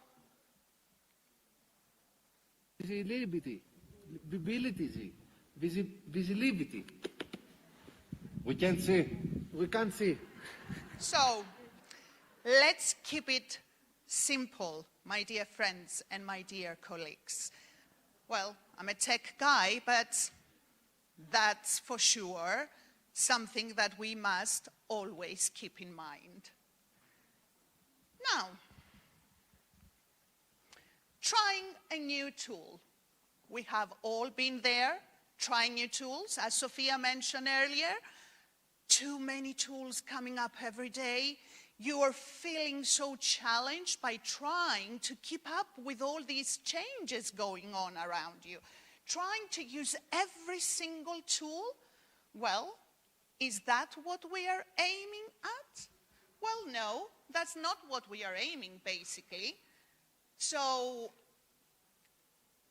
haven't you experienced a fact, trying a new tool and thinking that, okay, I'm going to use this tool and I'm going to make my life easier. And at the same moment, there comes 12 logins and 1,000 tutorials and reading and trying out the tool. So, does it make our life easier? Are we using it because it's supporting us through the teaching process? That is a basic question that we must ask ourselves before we use this specific tool. So what I always say, my dear friends, wise thinking. Why am I using this tool? What's the purpose? Is it supporting me? Is it supporting my students? Think about it before using any tool. Now, because I'm a tech guy, usually I give workshops. Now, don't scan the code. It's not working. So, what we are going to do, we have no internet connection. So, that's the point. Always have a plan B. And why not follow the traditional method? So, can you please raise your hands? How many of you think that teaching is difficult nowadays? Come on, let me see your hands. Oh, I see many hands coming up. How many of you do you think that teaching, it's just a game, it's so easy? No. Of course, teaching nowadays, my dear colleagues, is getting more and more challenging. And Hey, Melissa, the whales need your help. I love whales! Go, Melissa! Sometimes it gives us this feeling, all these challenges we are facing, all these problems we are dealing with, and trying to find solutions. Hey, Melissa, now the trees Doesn't need you. teaching look a little bit like this? Doesn't it reminding you of yourself while teaching? Well, it does for me, actually. The ice caps are in trouble.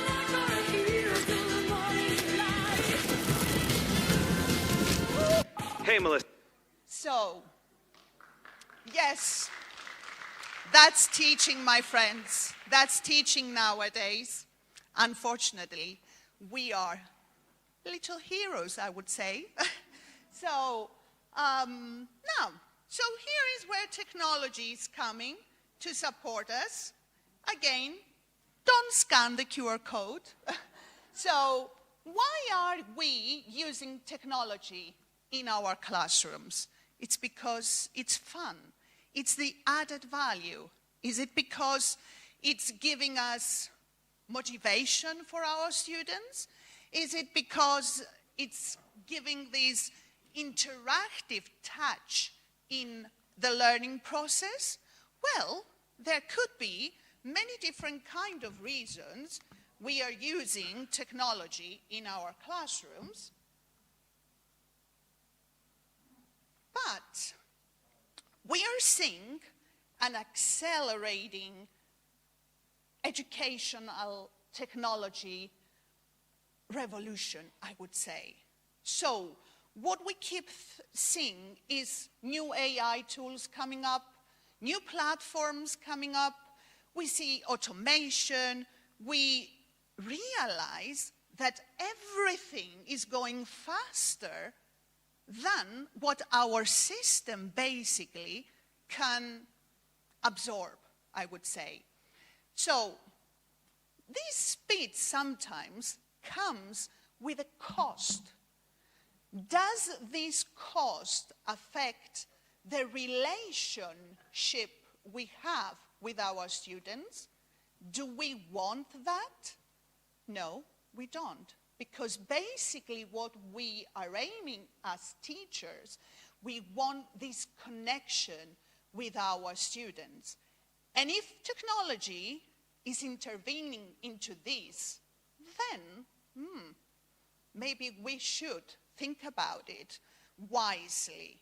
So we should be really very careful not to take the risk when tools actually lead the way and we leave pedagogy following. That's not very good, as Sophia mentioned earlier today. We should be careful when choosing tools and technology. We should always have in mind that pedagogy should always come first. And pedagogy risks being shaped by tools rather than by purpose. So this is not basically what we should be aiming at. That's why I say that we should take wise steps and be really very careful while choosing what tools, when, and why we are using them in our teaching.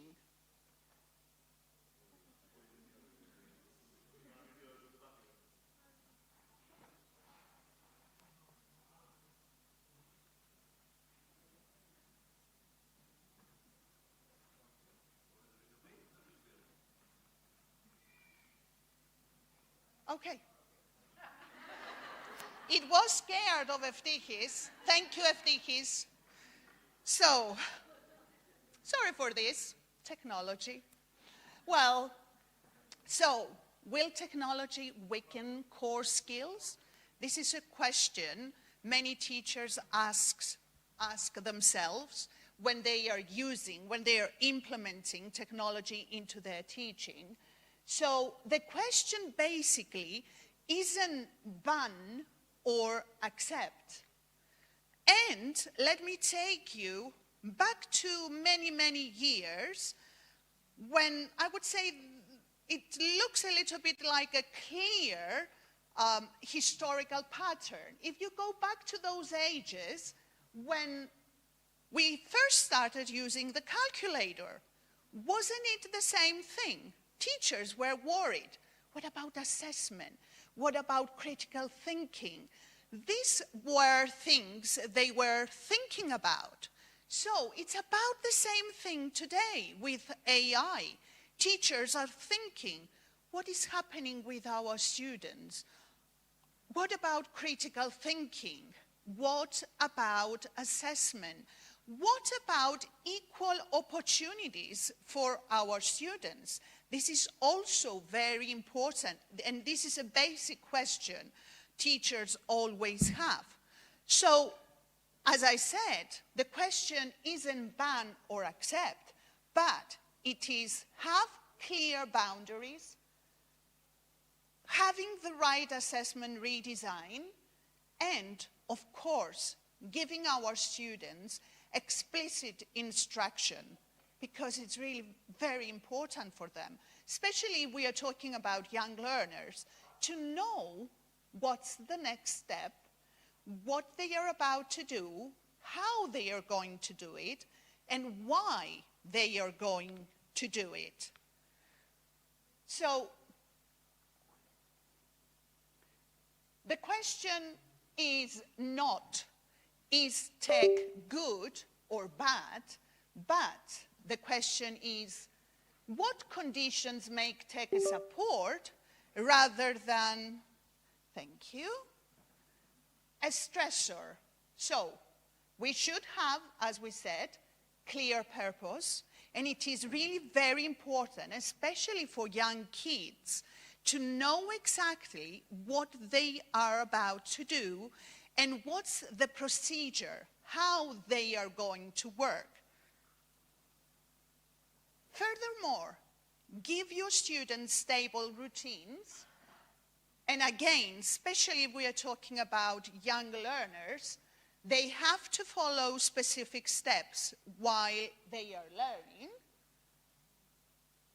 Training is really very important.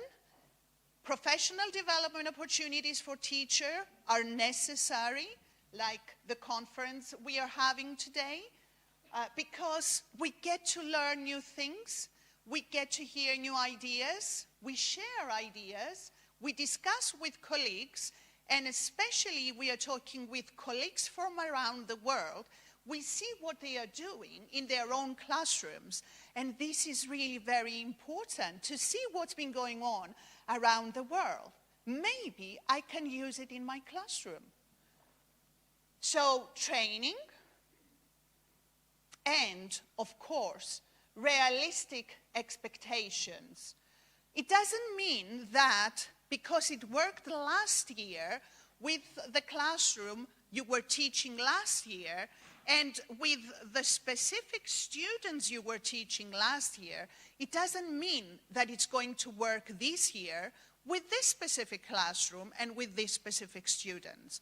So you have to have realistic expectations according to the students and the students' level you are teaching.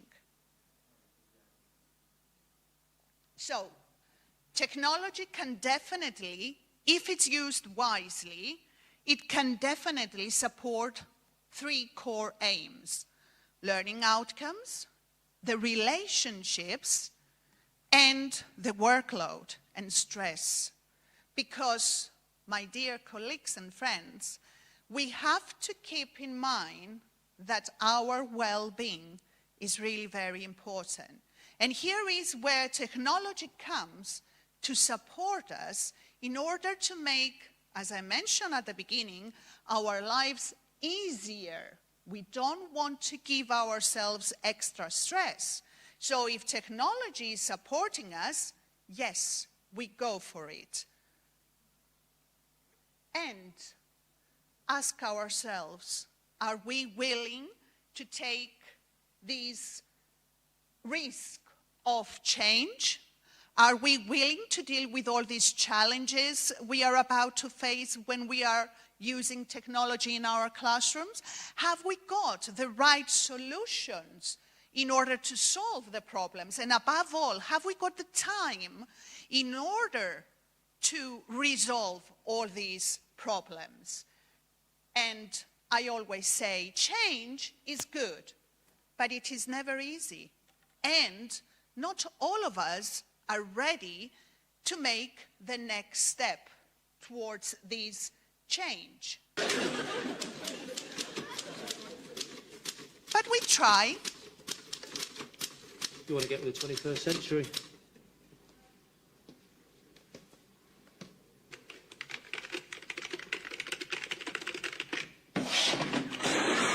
It doesn't always work. So, now, what kind of change are we having in mind? That is really very important. And where is this change taking us to? Sometimes we might hear teachers saying, oh, we want to change. Yeah, but what kind of change are you looking for? Do you have everything clear in your mind, what you're looking for? Or does it look like this? What this organization desperately needs is change. We are not looking for this kind of change, are we?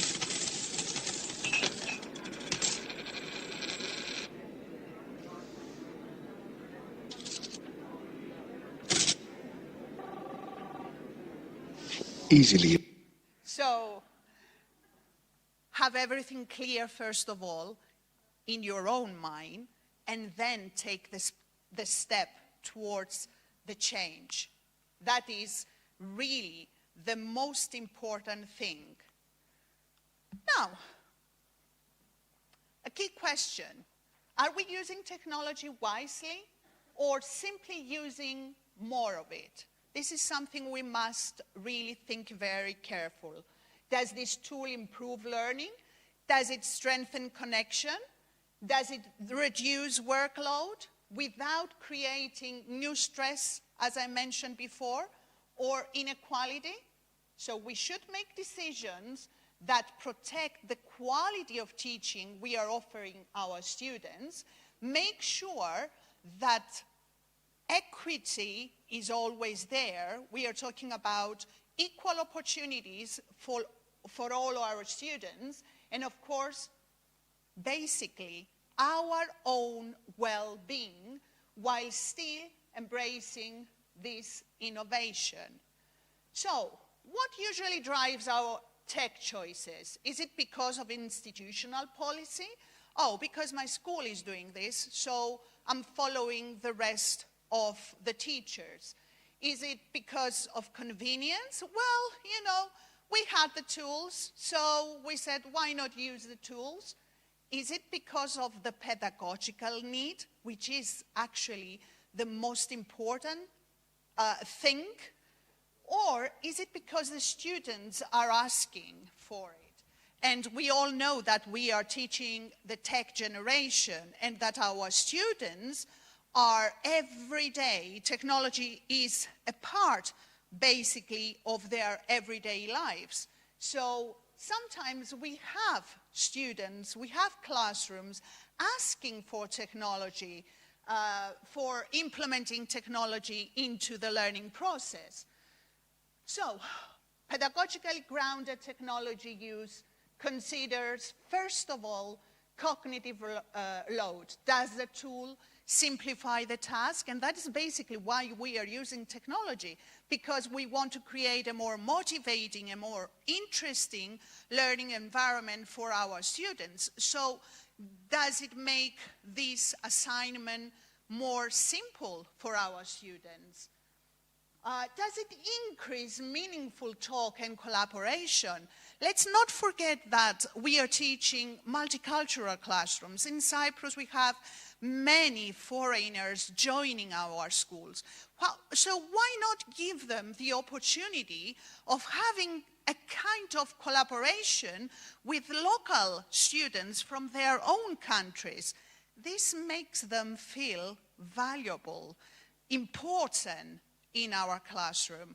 So this collaboration, and actually this is what we were talking with Natalia this morning, that even collaboration with different schools in our area is really very important. So platforms could support this collaboration. And what learners should be able to do by the end of the day? And of course, ethical implications, privacy, bias, fairness. These are all things that we should keep in mind. And technology, of course, should always become an amplifier of good teaching. This is what I always say. It's not there to substitute the teacher. It's there to support the teacher in the teaching process and to make teachers' life easier. And teachers' well-being impacts actually students' well-being. So if a teacher is happy in a classroom, then the students can get this feeling and the results will be completely different. But if a teacher is sad and disappointed in a classroom, then the students are not motivated either. So happy teachers, happy students, I always say. So when technology is used wisely, technology can enhance learning quality. It can support educators' autonomy, promote equity and access, protect well-being, teachers and students, of course, well-being, and strengthen the human connection, as I mentioned before. Always remember, technology is just a tool. It just has an added value and nothing more. So, in terms of getting the kids working together and motivating them, the teacher is actually the most important part of the teaching process. Even if you're using the most interesting technology, app, and tool if the teacher is not using it wisely, then the results are zero, basically. So stop working harder and start working smarter, because real success isn't about basically endless effort. It's about focus, balance, and choosing tools in a wise way. And always follow professional development opportunities. Keep learning. This is very important. I don't know how many years I have been teaching. Well, I know, but I'm not going to tell you because I'm going to give my age. So I have been teaching for many years, actually, but I keep learning. So learning is really very important. Sharing ideas, these socializing opportunities we get to talk to other teachers, see what they are doing, follow the changes wisely, and make sure that you have new keys in your hands, because old keys won't open new doors for your students. The future of educational technology is not about smarter tools, but it's always about wiser choices. And even though we all know that we have got the knowledge, we must make sure that we are using this knowledge wisely in the teaching process, exploring different opportunities for both ourselves and for our students, and take advantage of all these tools that are around you. As I mentioned before, usually I give workshops for teachers. So as I was working on my presentation, I was trying different tools, and I asked an AI tool, can you create a song which will basically say how important it is to have pedagogy first and then technology? So this is what the AI tool came up with. Smart boy shining, but the question is why? Are we tapping every app just to say that we try? Got a class full of kids with their eyes on the Put screen. pedagogy in the heart, it says. Click link, new tab, yeah, the visual shine. But if the tag stays shallow, they just memorize lines. If the tech is shallow, you have no results. Keep the pedagogy first, let the tech play its part. If the method ain't solid, you just stressing it sparks when the question hits. So keep the pedagogy first. That is really very important. And because, as I said, I'm a tech guy and I'm always tempted by all these tools which are around me, I asked Notebook LM, and I don't know if you're using it in your teaching. It's so easy to use. I just uploaded my presentation in Notebook LM, and I asked it, can you give me a closing video for my presentation? So it took the presentation, the PowerPoint presentation, and it ended up with this video. Let's talk about tech for teachers. How do we make it a true partner, not just another headache? We'll start right at the heart of teaching. It's about love, but it can also bring on despair. And for so many teachers today, this is the reality. It can just feel totally overwhelming. Classroom tech isn't new, right? But the pace is just accelerating, always pushing for efficiency and innovation. Tech promises this nice straight line from A to B. But for teachers, the reality is way more complicated. You see that it was taking pictures from my presentation. So you try a new tool to make things easier, and suddenly you just have more work. And that's the real tension here. Tech can be this amazing ally or just a huge burden. So let's stop asking if tech is good or bad. We need to ask a much smarter question. Because when we do use it wisely, tech can hit all the right notes. Let's see how. So what does that look like? Well, there are 4 key conditions for success here. Okay, let's break these down. These 4 things are the real foundation for a healthy relationship with EdTech. First up, clear purpose. You have to know the why behind the tool. What's its specific job? Next, it needs to fit into stable routines. Tech should support the flow of the classroom, not disrupt it. And third, training. This one's a non-negotiable. Teachers need real support to master these tools. And last, realistic expectations. Look, no tool is a magic bullet, and that is totally okay. This all leads to the biggest takeaway. Our teaching philosophy has to be in the driver's seat. That's Basically, really important. our teaching goal is to find how we use the tech and what success even looks seat. like. Because here's the thing, technology is never neutral. Every tool we choose changes the classroom. So, think about it. What's really driving your tech choices? Is it the pedagogy? So that was created in just 2 minutes. And I was working on my presentation, I don't know how many days. So think about it. That's what I mentioned before. Let's make our lives easier. So, are we using technology to improve learning or redesigning learning to fit technology? This is a question we must always keep in mind. And yesterday we were at Van Gogh's museum. So when teachers shape their own workspace and when they choose the tools that fit their craft, they turn lessons into learning and effort into lasting results. And this is really very important. And I'm ending my presentation with this last slide. My dear friend Eftichis. Simplicity, as Van Gogh mentioned, is the ultimate sophistication. Da Vinci is the ultimate sophistication. We are the teachers. We are the ones who will make the difference. And here is my dear friend Eftichis measuring himself.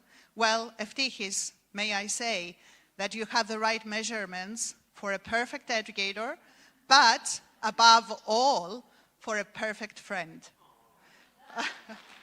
So, thank you everyone. Thank you very much for being here today with us. And thank you Eftichis for, well, Eftichis was actually the first person who started working on this idea, and he was the first person who brought the idea to LTSIC. And then we started discussing these with EduStream and Express. So thank you, everyone. Well. Okay, everybody say feta. Thank you. Okay, can I have the mic, please? People to hear my beautiful voice. Here you are. Or bear with it. Right, okay, now it's time, it's 5 minutes past the hour around the world, because I also need to say hi to our 13 viewers internationally right now on YouTube. We will have a short break, well, an hour of a break, so everybody be here in 55 minutes. Please empty the room and go to the coffee break room, because we need to cool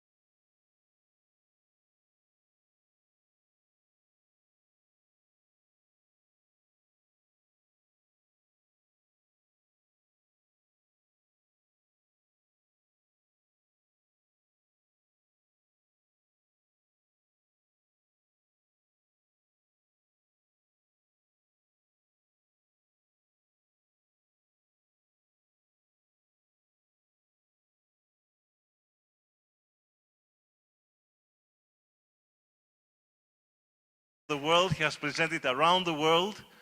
And his talks are always appreciated by audience. And it's a real honor to be able to have him here today in Astana. In this collaboration, let me just repeat that, of the IETFL LTSIC, the National Association of Teachers of English as a Foreign Language, Learning Technology Special Interest Group. There will be a test at the end. Okay, so you better remember that. Okay, so the event is by EduStream, sponsored by Express Publishing, with the support of the IETFL Learning Technologies Special Interest Group. And I've already talked enough, so please, Daniel, the stage is yours.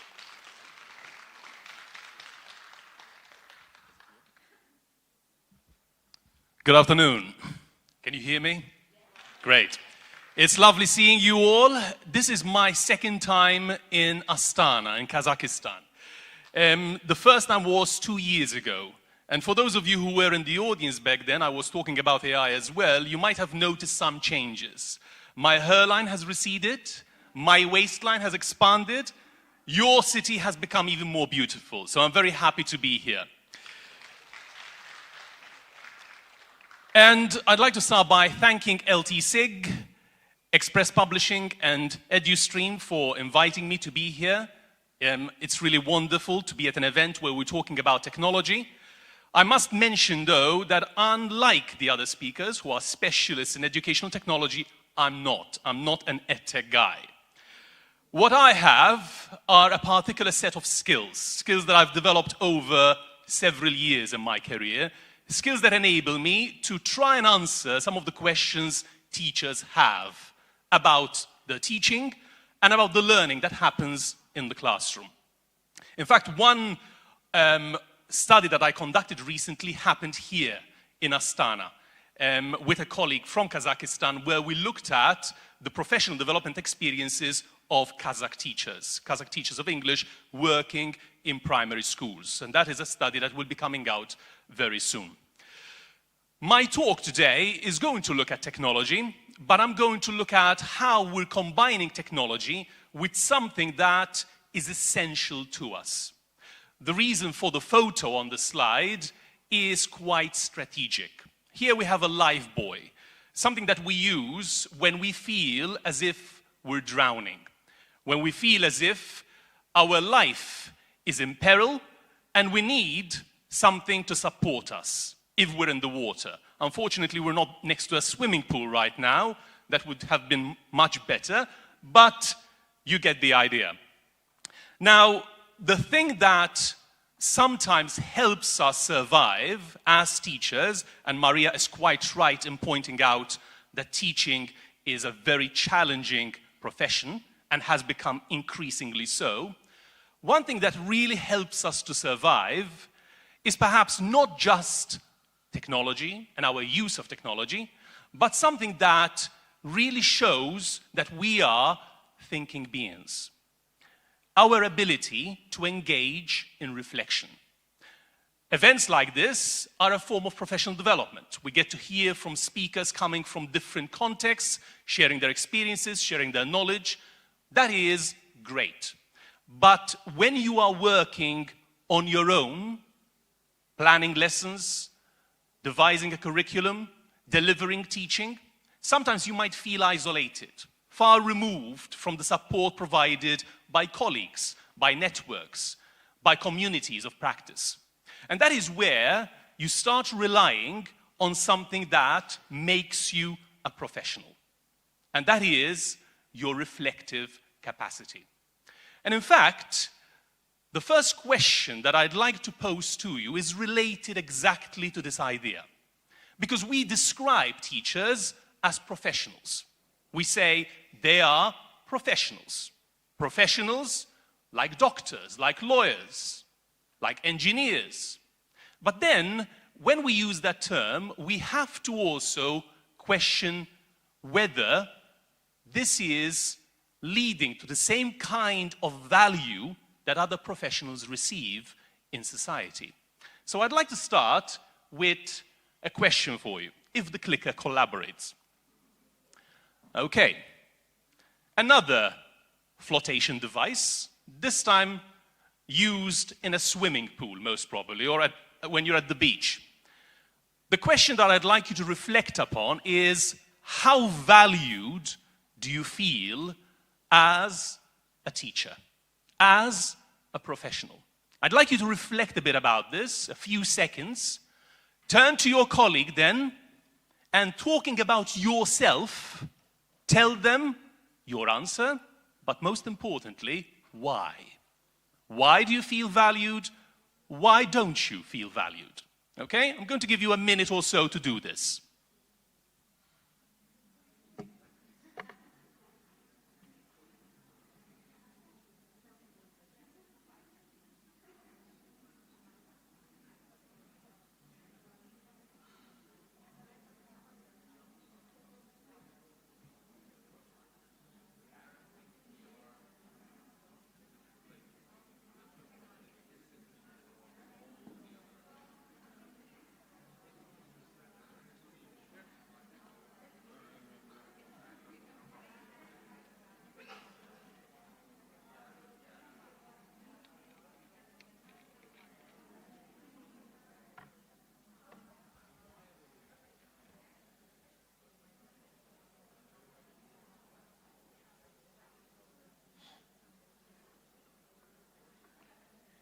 Okay. So, if I had to ask you, how valued do you feel as a teacher? How many of you would say a lot? Raise your hand or shout out. Okay, great. How many of you would say moderately valued? Okay, a few more hands. And how many would say not at all? Okay, there are a couple of, there are a few people who are perhaps courageous enough to do this. I gave this talk a few weeks ago in another country, a neighboring country, and when I asked them this question, all hands shot up. They felt a lot, were valued a lot. Pardon? I won't mention it. No, there wasn't, but there are cultural and political reasons for the answer. When this question was posed to teachers, to a large sample of teachers from all over the world, what do you think teachers said? This is a study where it was published, and the teachers who responded to the survey, they felt that they didn't get enough recognition as teachers. We work in schools, in communities. We're part of societies that value what we do. No government on earth would dare say that teachers have no value, because governments realize that teachers are important for the future. We're responsible for future generations. But at the same time, there are many teachers out there who are not paid a good enough salary, who don't work in fancy schools like this one, who don't have access to the latest technologies. There are teachers who are made to work very long hours and who are expected to work from home after school hours. Perhaps there are a few of you like that, working in the evenings, working on the weekend, working in your holidays, okay? So these are things that teachers are concerned with. And one of the conclusions of this study is that in order for us to truly value teachers as thinking beings, we have to respect them for their intellectual capacities. We shouldn't merely see them as practitioners, people whose role is to teach the present perfect, and that's it. We should reflect on the value that they bring to the classroom in terms of their ability to think. Okay? Now, that might not resolve all the issues concerning working conditions, but we need to value teachers just as much we value other professionals and what they bring to society. And one of that is recognizing that as teachers, we engage in complex intellectual work. The classroom itself is a complex environment. Learning and teaching are complex activities, complex phenomena. And we are there, sometimes on our own, with very little support, having to do this complex intellectual work. And yet, for some teachers around the world, they are not given enough value for what they do. Now, the point I'm trying to make here is that if we recognize teachers as thinking beings, we have to appreciate that what they do best is when they reflect on their own learning. And that is where reflection becomes highly important. But that leads us to another question. What is reflection? This is a term that you've come across in your own teacher education. You've heard your teacher educators, whether at university or in other kinds of programs, talking about the value of reflection. Sometimes what happens, though, is that people don't tell you what reflection is. They allow you to assume that this is something that everyone knows about, that we all have a common definition of reflection. There are many definitions out there when we talk about teachers' own reflective capacities, but perhaps one of the definitions we should go back to is a definition from many, many decades ago by the American philosopher John Dewey. I'm going to give you some time to read through this and notice the adjectives that are being used to describe this form of thinking. Reflection is not necessarily something that everyone engages in. I'm fortunate enough not just to teach language, not just to teach writing skills, but I also teach people how to think, young people, people in their 20s. And one of the mistakes that they make is they assume that they are all capable of heightened acts of reflection. They all think that just because they're human, they can think in this way. In fact, reflection is something that you have to learn how to do, and that you can be taught how to do better. And that active, persistent form of thinking is what really helps us to grow as professionals. A lot of research points out that we learn best as educators, not from experts, not from conferences, not from webinars. We learn best from reflecting on what we do, why we do it, and how it is impacting what happens in the classroom. This doesn't mean that conferences are not valuable, but we sometimes sideline the importance of the professional learning that happens when we learn how to reflect better. Reflection doesn't only tell us about what we're thinking. Why do we believe that this mode of teaching is the best one? Why do we believe that this kind of technology might be helpful? But it also reveals a lot about how we're thinking. It tells us a lot about our beliefs, our values, our assumptions. And we start to realize that the way we teach is very much influenced by what resides in our head. And as another theorist reflected, reflection is also important when we're trying to find solutions to the problems that we might have. We're looking for answers. One of the things I really enjoy doing with teachers is helping them to develop the skills to find answers to their questions. And if we look at reflection as a means of working towards those answers, we are already on the path towards an effective form of professional learning. Now, the answer might remain elusive, mind you. We might never get to the solution, but the very act of walking towards that goal is a form of professional learning. Anyone recognize this guy? Have you ever seen this photo or a photo of this person? You might not recognize him, but he has had a big impact on what we do as teachers.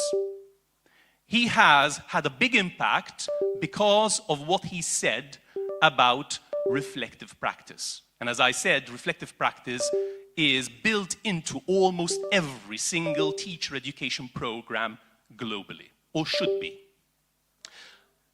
The guy is Thomas Farrell. He's a Canadian academic, and he talks about reflective practice. He's done a lot of work on the subject. Looking at his baseball cap, you can notice the words reflective inquiry. When I interviewed him a few years ago in Dubai at a conference, this is what he had to say about reflective practice. Notice how he described it.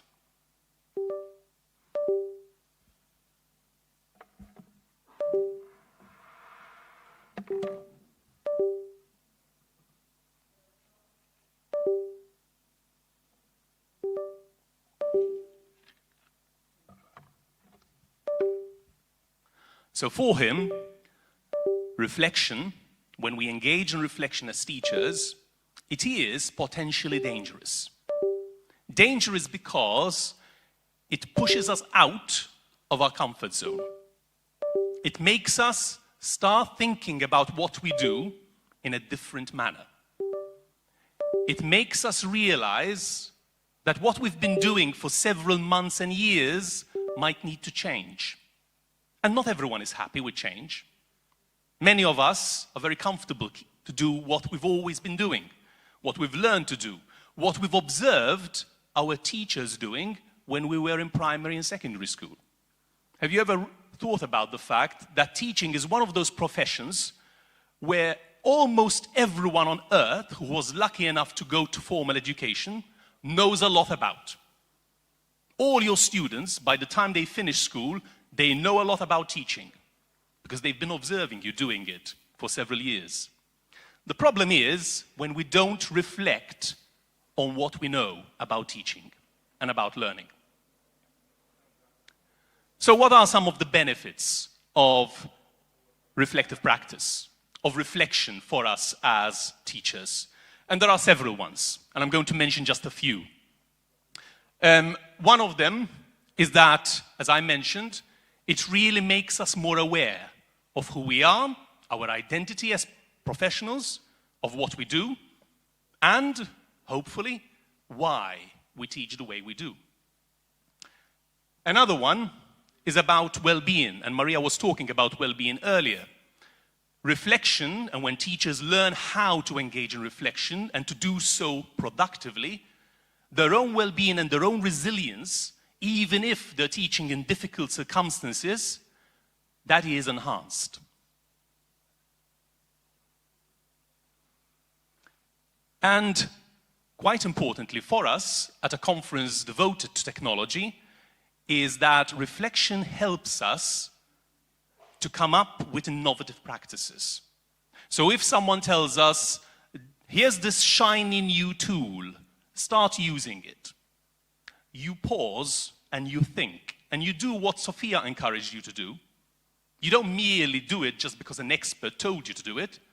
You use your reflective capacities to determine whether that tool really aligns with your pedagogy, with your teaching philosophy, with your students' needs, with who you are as a professional. And that requires courage, but it also requires us to develop those reflective capacities, something that we shouldn't take for granted.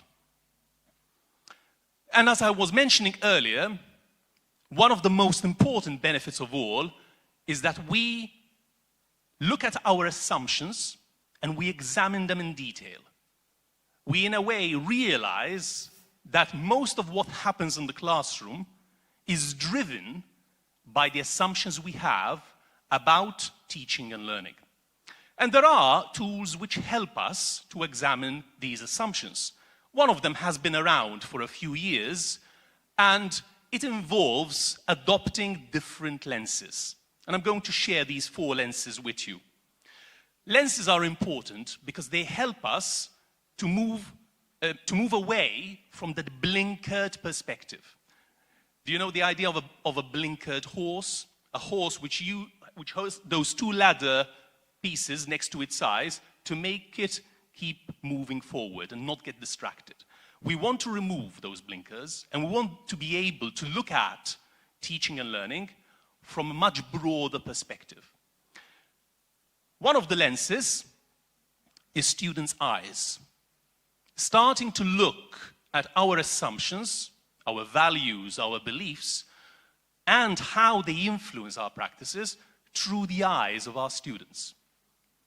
How do our students perceive what we're doing? Do they understand why we're doing it? Do we understand why we're teaching the way we're teaching? Another very valuable perspective is that of our colleagues. Our colleagues can enrich our understanding of what happens in our own classroom. The classroom is sometimes described as a black box because we are there on our own with our learners and no one can look inside what's happening. In reality, we can enrich our awareness of what's happening by enabling our colleagues to provide us with different perspectives. Yet another important lens is that provided by personal experience. This is the one we tend to rely on quite a lot. Just because it's part of our personal experience, then we keep doing things in the same way. But we need to actually use other lenses in order to get a finer and more developed perspective on our teaching and learning. And the last one is, unfortunately, a lens that some teachers around the world disregard. They consider this to be completely alien to who they are as professionals. So they don't want to engage with what the research says, with what the theory says, because they don't believe that it belongs to them. And that is a big mistake, because the research can ultimately provide us with answers to the questions that we have as practitioners. This is an activity that you could actually try with a colleague that you trust. It is a means by which you can examine your own assumptions, but not on your own, but with a colleague who is willing to share their assumptions with you, and in the process, you help one another learn. Teachers learn best from one another, and hence you should be willing to help your colleagues develop professionally, as well as invite them to help you to do so. So that's just one idea. And that's where we come to technology and the role of technology. Has anyone watched this movie? It was released in 2013. We have one person here. Anyone else? Okay, good. Would you mind providing the rest of the room with a summary of the movie? What is the movie about in 1 or 2 sentences? And project your teacher voice.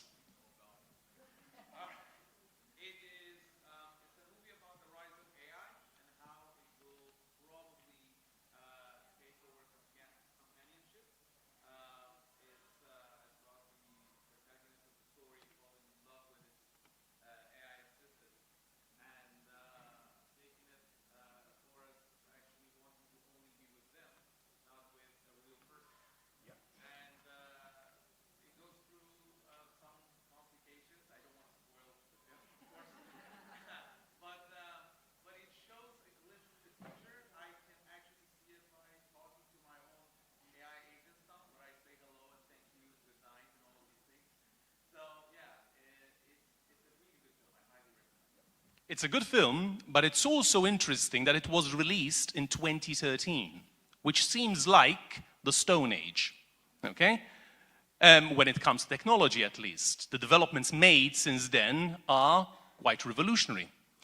And the story is about this guy, played by Joaquin Phoenix, who falls in love with AI, with technology. Do you think that is realistic? Yes, it's realistic. And whether it's good or bad, I won't go into, but there are lots of studies nowadays being conducted on how people like us are actually falling in love with AI. These are some of them. He calls her sweetheart. These are real people. These are real stories. People are developing emotions for the technology and no longer being able to distinguish between the human and the technological. And more. We are at a point where we are also reshaping our emotional connection to technology. Some people would call it a watershed moment, because the way we relate to the technology is no longer the way we relate it to a calculator or to a computer. Now we can also develop emotions for it. Another study talks about the problematic nature of such relationships. And more people are perhaps falling into this trap, due perhaps to the increasingly isolated nature of the connected world we live in. Many people feeling on their own, even though they are connected to loads of individuals online. And the last one,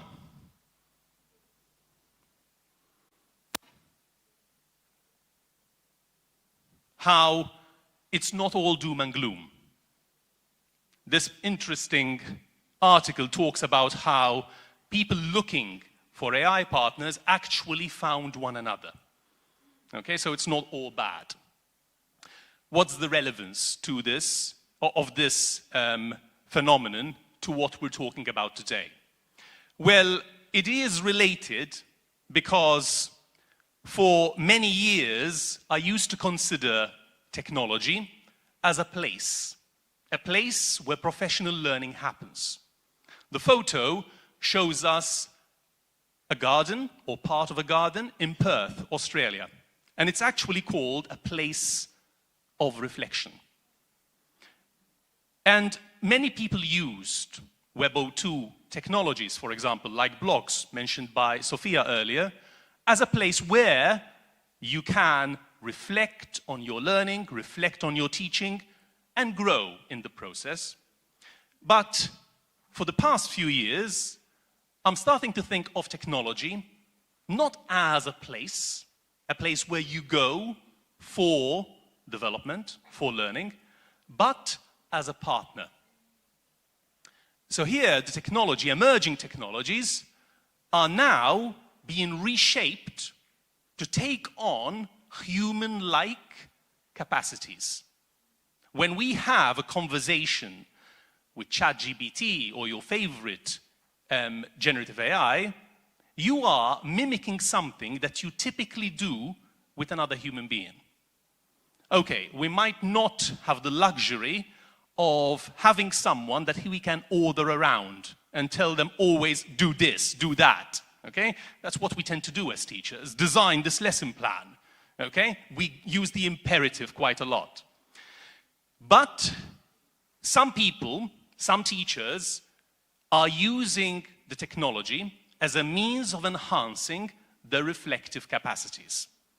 So rather than merely seeing the technology as a tool, okay, a tool that allows you to do certain things, they're seeing the technology as a means of actually making them think even more deeply about their own professional learning. And that's what I'd like us to focus on for the rest of this session.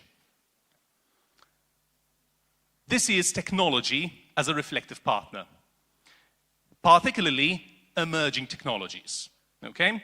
Technologies which have now become almost mainstream in education. More and more teachers and students are using them. When we start thinking of technology as a reflective partner, as something that really enhances our intellectual capacities, we have to remember that we're using it also for professional learning. We're not merely using it to design handouts, slides, or the kind of stuff that we need to teach better. We're also using it, or we could use it, to actually develop professionally. self-directed learning. This is when we take charge of our learning and learn more about our teaching and our students' learning. So what's happening here is that the technology, positioned as a reflective partner, it's something that we are co-constructing knowledge with. The technology has been given a human-like semblance. And knowledge, which is ultimately important for our own professional learning, is not constructed solely by us, but in interaction with something that is inanimate, with technology. At the same time, though, as my colleagues mentioned earlier, and particularly in this case, and that's why I use the example of people falling in love with AI, we have to be very cautious. We have to be very cautious because our interaction, especially when it's happening at a very high level in terms of our intellect, we have to be cautious because we are ultimately the human party. We are ultimately the individuals responsible for the knowledge that is being co-constructed. And that means whatever the output that is provided, and here by output I don't mean you go to ChatGPT and you tell it to do something for you. No. This would be an extended conversation where the technology is helping you to deepen your reflection. You are still in charge, or you should still remain in charge.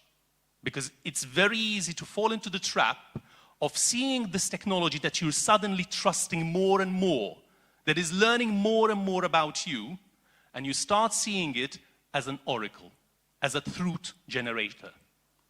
So that is problematic. We have to retain our agency.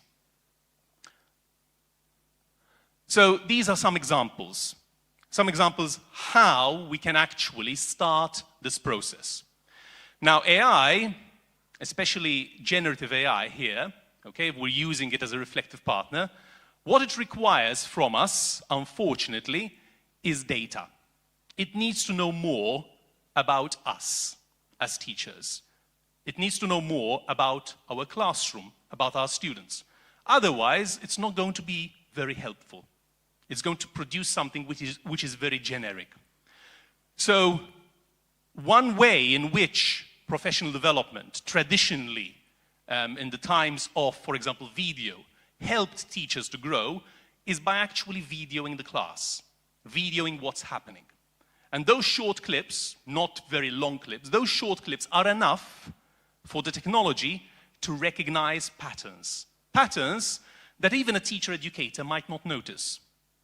The technology is very good at noticing patterns, the kinds of questions we ask, the way we position ourselves in the classroom, the kinds of instructions we provide, the way we use the board. These patterns are very noticeable for something that, at times, eludes us.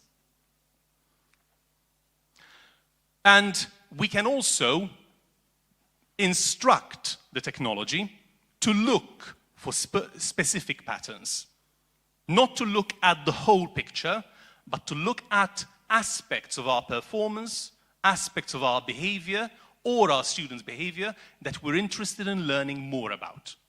So we go into the specifics, rather than remaining at a very generic perspective. Video journaling is also an interesting way in which teachers have used technology for professional learning. Nowadays, given our propensity for using audio notes, okay, some of us are already doing this, but some people also video themselves and video their own reflections. And then some teachers in the literature are also using these video reflections to enable the technology to recognize the way they're thinking and whether their thinking is remaining at a descriptive level or whether it's climbing up the higher order thinking skills ladder. As I mentioned, pattern summaries. So this is another way in which the technology can help us. It can notice things about our teaching that we might not notice, because sometimes we're blinkered and we fail to understand what our shortcomings are. Whether it's in the way we use hand gestures, the way we use our voice or modulate our voice. There are so many things that we are unaware of when it comes to ourselves and our teaching. Transcripts, another source of data, okay?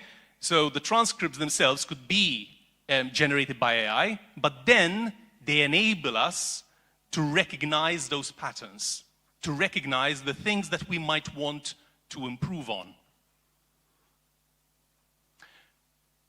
However, to go to Sophia's point about ensuring that there is some kind of human presence or some kind of human input, we shouldn't focus entirely on the technology and rely on it exclusively. So the feedback provided by colleagues and by students themselves helps us to enhance what we're learning via our use of technology for this purpose. These are some elements that we require if we embark on this journey, if we start using the technology as a reflective partner. We need some protocols and templates which help us to structure what we're doing. And some of these protocols actually are quite old. The second one comes from the 1970s. It's a way of helping teachers reflect about what they're doing. If used in combination with Gen AI, that can actually make us exploit the data that we feed to the technology for better purposes. Checklists are also useful. And the other element is that we ensure that when we're using the technology for this purpose, the human aspect is still there. Let me just focus on the second one, video reflection PLCs. PLCs are professional learning communities. These are small communities of teachers. They can be in your school, they can be on a global level, and the teachers come together to help one another grow and learn. With the emergence of generative AI, for example, some teachers decided that they wanted to learn how to use generative AI, not by inviting someone who's an expert in technology, but who knows nothing about the classroom. They set up a professional learning community where the teachers, via experimentation and discussion and reflection, they helped one another learn. And the results were that the teachers ultimately were contributing to one another's learning about a technology that they wanted to use for the purpose of teaching. And that takes us to dialogic reflection. As I was mentioning, when we start seeing the technology as a reflective partner, rather than merely a tool, we are trying to provide it with the guise of someone who is helping us become better at what we do, or become more aware at what we do. And that means dialogic reflection is our goal. This is a conversation, a dialogue we're having, at this time not with a person, but with an AI. And those characteristics still are very important. The first one is that this is inquiry that we're not doing in isolation now, we're doing it in collaboration with technology. And the technology actually tells us something, asks us something. So there are those different voices there. The other important thing is that in order for dialogic reflection to be effective, we shouldn't look at AI as a source of answers. And many teachers, unfortunately, make this mistake, looking at the technology as the provider of the knowledge that we require, as the creator of the materials that we might not have time to create. Okay? That's not dialogic reflection. That's merely exploiting technology, okay, to easily and quickly and perhaps with a lack of sophistication get to the end that you have in mind. What we're after here is using the technology to make us think deeper. So we're asking it not for answers, we're asking it for questions. We're using it to help us think. And questions are very, very powerful in enabling us to think. And the last element is evidence. The technology requires evidence, requires data, in order for it to help us make sense of the complex realities of our classroom. And here I'm going to provide you with 6 easy steps if you're interested in using the technology for this purpose. 6 steps that you can start following. There are some considerations to bear in mind. I'll go into them in a minute. But what's important here is that we shift the way we think about the technology from seeing it as a tool that can help us to achieve a goal, like creating something, generating something for our lessons, to seeing it as a partner that enhances our reflective capacities. The first one is about it needing something to work with. Not all classrooms are the same, not all teachers teach in the same way, not all students are the same. So it needs to know more about our teaching, our students' learning, about our professional identity, about our circumstances, our context. Now, this kind of data can be, if you have permission, if the right ethics are in place, can consist of videos or audio or transcripts. But it could also consist of your own journals, of the materials that you use to actually think about your classroom. Secondly, as I've been mentioning already, we're using the technology to help us come up with answers. Us come up with answers, not it. So we're asking it for questions. Just as you would have a conversation with a colleague that you trust, but you don't want that colleague to tell you, okay, do this next time round. You value that colleague who asks you the right kind of questions so that you come closer to the knowledge that you require to improve your teaching. And just because we're using the technology doesn't mean that we exclude traditional forms of reflection. So our reflection, as a result of these conversations, these extended conversations we're having with the technology, they can also be externalized. We can also look at ways of slowing down our thinking about what's emerging from these conversations. And we can also bring in other people. What happens when we invite colleagues to help out? When we invite our students' feedback? That is a form of triangulation. And that kind of human dialogue is still essential. So that's why I started with that idea of people falling in love with these emerging technologies and the danger of that, isolating ourselves from the rest of humanity, becoming so dependent on the technology that we no longer see value in human connection. This is not what I'm saying. I'm saying that the two can complement one another. Okay? The technology and the kind of dialogue that we have with colleagues, with mentors, teacher educators, people that we trust, people who can help us learn better about what we do. And lastly, to go to the point about reflection leading to innovation, in reflection, we don't just look at the past, we don't just examine the present, but we also look towards the future. And this kind of dialogic reflection that we can have via technology can enable us to ultimately plan future learning. Not just future lessons, but future professional learning.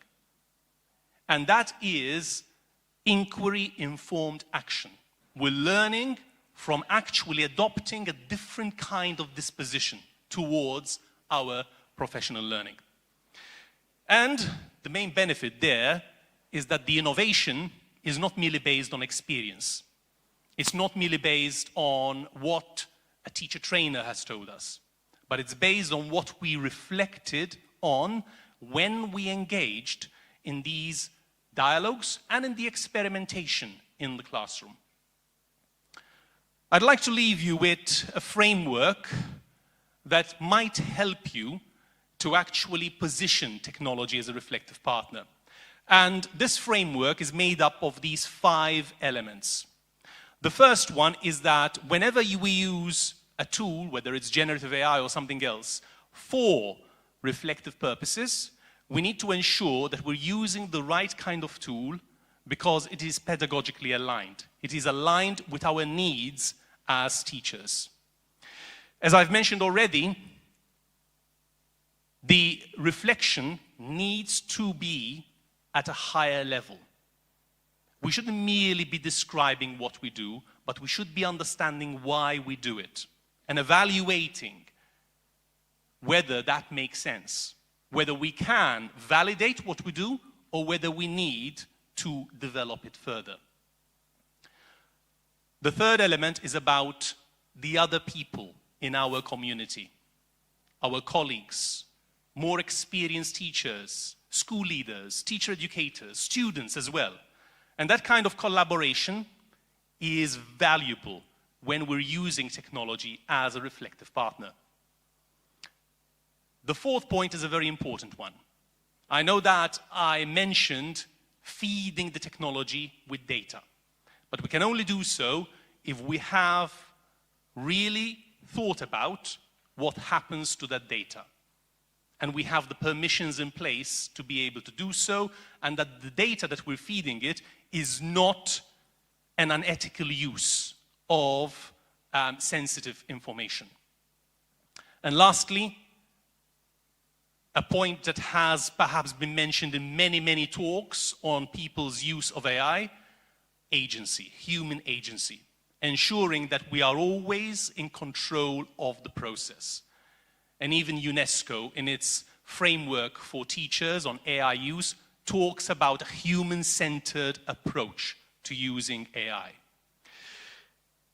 I don't know whether we have time for questions. Eftikis, he disappeared, but no, he's there. Sorry, Eftikis. If there are questions, I'm happy to take questions.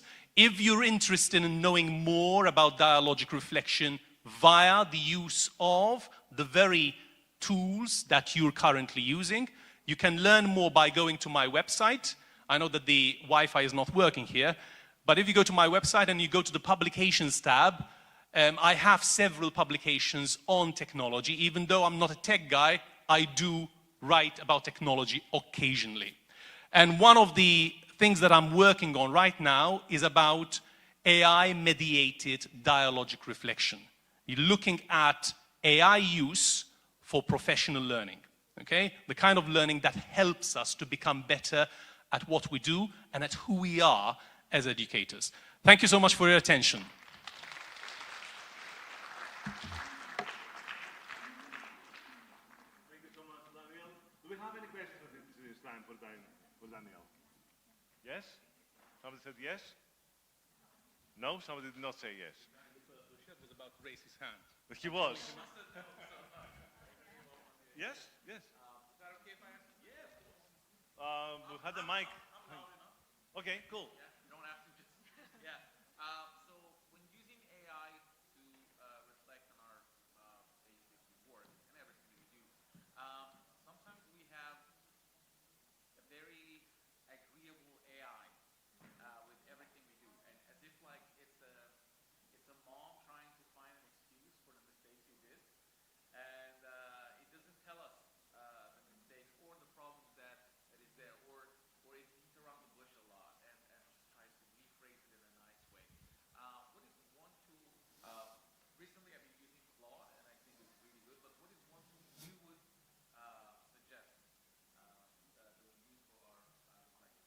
just so that the people who are attending this online, and they probably couldn't hear you. Okay, so the question is, since AI seems to be so agreeable all the time, and ChatGPT, I think, is one of the most agreeable ever, they will agree to any weird idea I might have, not that I have any.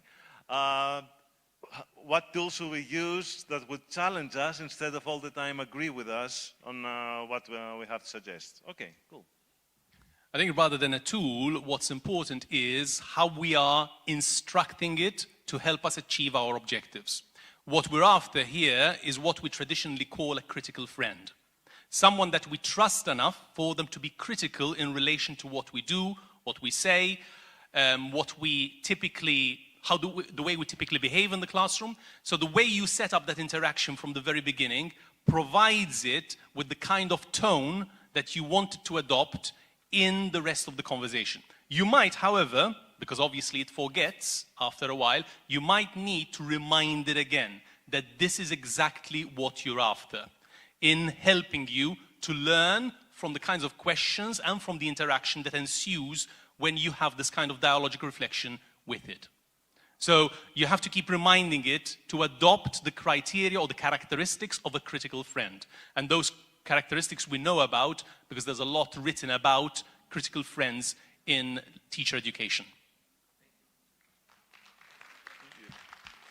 Right. Well, the one thing I'm using in prompts, okay, I mainly use ChatGPT. I'm an old guy, okay, and that's the oldest one around. I start by telling my bot that I want you to challenge me and not agree with me all the time. And you know what?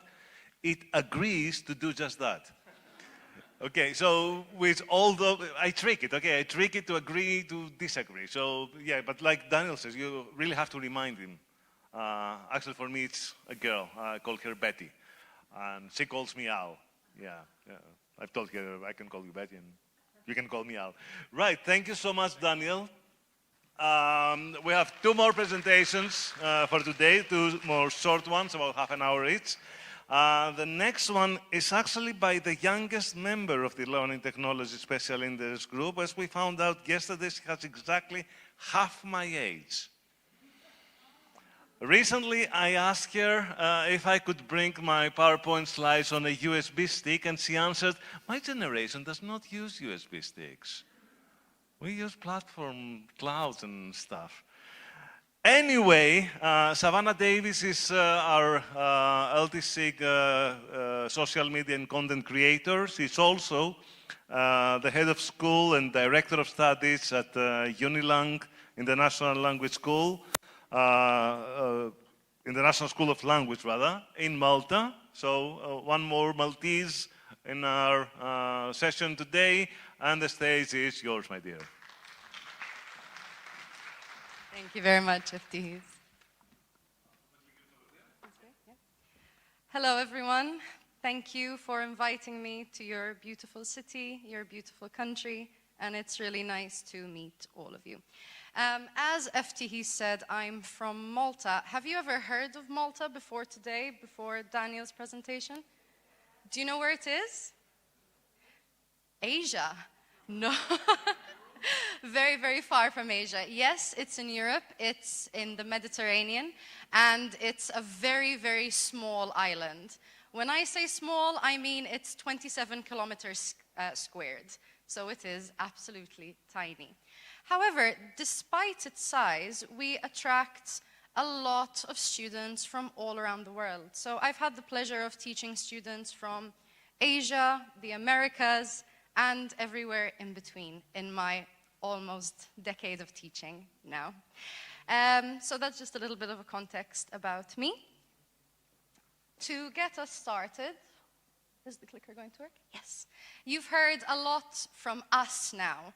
Before I share my ideas with you, I would like you to share some of your ideas with the person sitting next to you and then all together.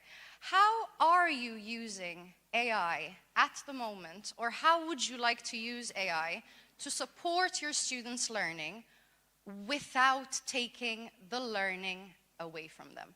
I'm going to give you 2 minutes to discuss with the person next to you, please.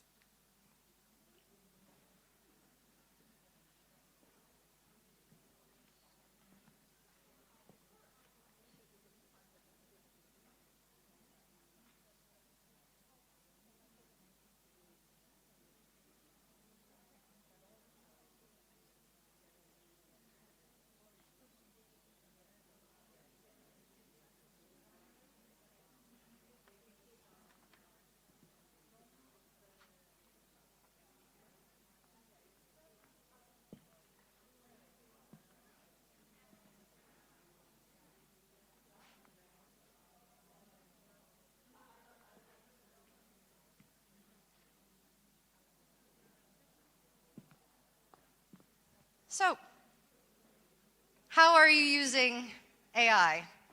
Any ideas? Any tips that you can share with us? Don't be shy. I don't eat people, okay? I promise. You look like you want to say something.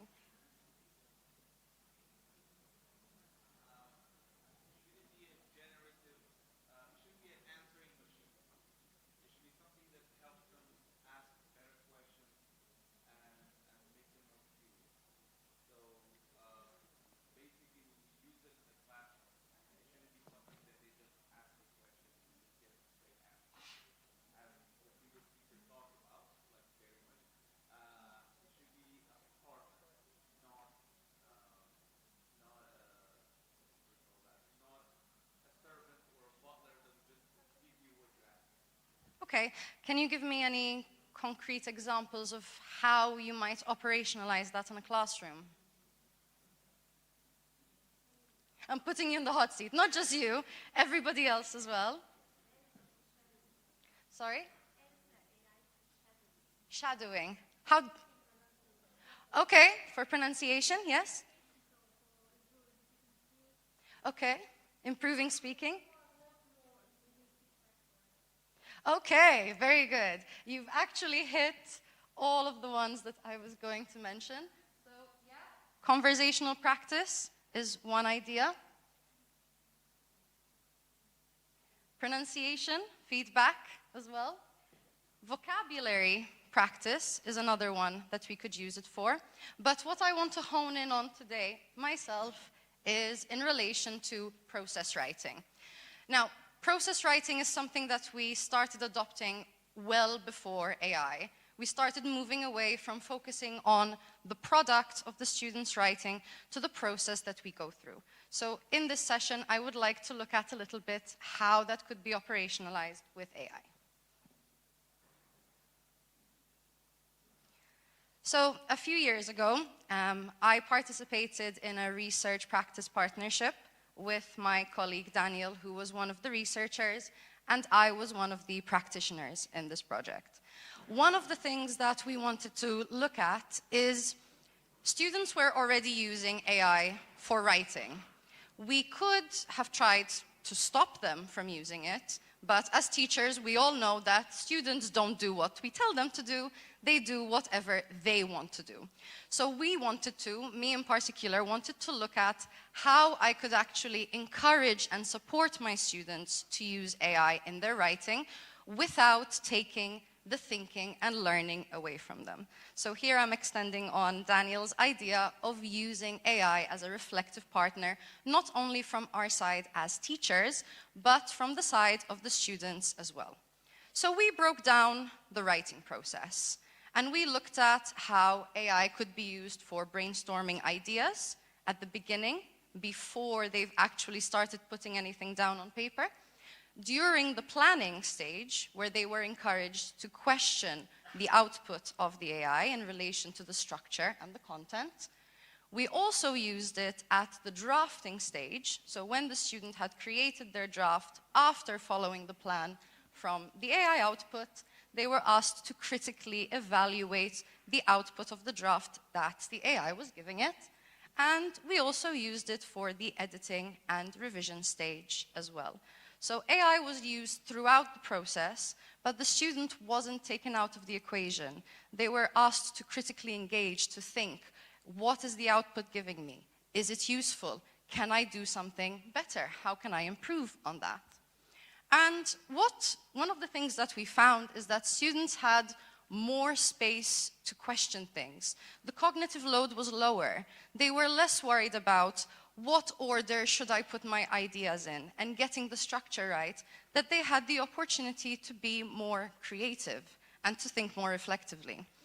The topic that I set for my students in this case was asking them to write a blog post predicting the future of something. I didn't want to restrict them, so I didn't give them a specific industry that they needed to focus on. I wanted to give them the opportunity to work within their own interests. And I had one student that opted for the future of transportation. And this student happened to be an engineer. he didn't like what the AI gave it because from his own knowledge as an engineer, he felt that it wasn't a plausible prediction. Now, if my student was busy worrying about his sentence structure, then he might not have had the opportunity to critically engage at that level and to come up with a higher level discussion. And of course, this only worked because AI helped produce the structure, but it was still up to the student to produce the content. Now, as we said, it's very important that the writing is not taken away from the student, because then the learning is too. And one of the dangers is if we allow the students to use AI, they're going to generate a text without any critical engagement and submit it as their own work. What we try to do in order to bypass that is good prompting. Do you think this is a good prompt? What's wrong with it? Yeah, there's no topic, it's general, and the word better is very subjective, right? What makes something better? For the AI, better could mean sounding just like everybody else, so people's voices disappear. When we give good prompts, when students use good prompts, it helps them to understand the stages that they're going through in the learning process. This could be attributed to writing or anything else.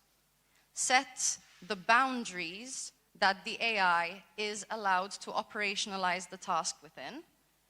Ask for dialogue, for reflection between the AI and the student. And it allows the student to retain ownership of their output, ultimately. So essentially what I'm trying to say is that a weak prompt will allow the AI to generate the text for the student, but a strong prompt can help the students think more, critically engage more. In order to make sure that students don't just give one prompt, take the output, and pass it off as their own work, there are also some teacher guardrails that we can put in place. So, protecting the pre-writing thinking, so students need to generate ideas themselves before they actually start using AI, before they start engaging with it, potentially. The ability to constrain the AI's role, so telling the AI what it is allowed to do and what it's not allowed to do. And requiring evaluation and reflection from the end of the students as well. So, a couple of ways that we can do this. Something that Eftihis and Daniel were discussing earlier was potentially crafting the prompt. So from our side, one thing that we experimented with while we were doing this in class with our students was modeling the prompt for them. So telling them exactly what the prompt should include and allowing them just to change the details in accordance with what they actually wanted to produce themselves. However, there are some issues with this. As they pointed out, as the conversation goes along, the AI tends to forget what guardrails you've actually put in place for it. A potentially better idea would be with some forms of AI, for example, with ChatGPT, you can create projects. And these projects can come with instructions. So rather putting instructions in a prompt, you could put them into the instruction section, and then students would only be able to use that project, and therefore they would have guardrails around it for the output that we talked about. Or potentially also a reusable .md file. Does anybody know what an MD file is by any chance? Okay, it's a very technical term for something really simple. A .md file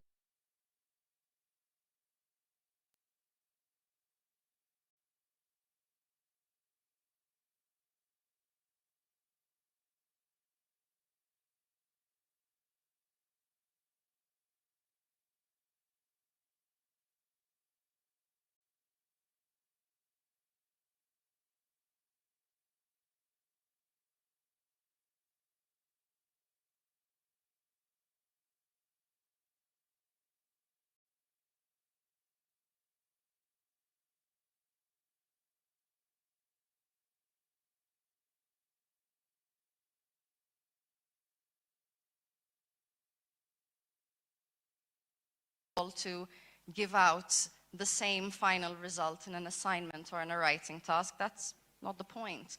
What we want to do is we want to design the thinking, design how they can critically engage with the AI that they are using.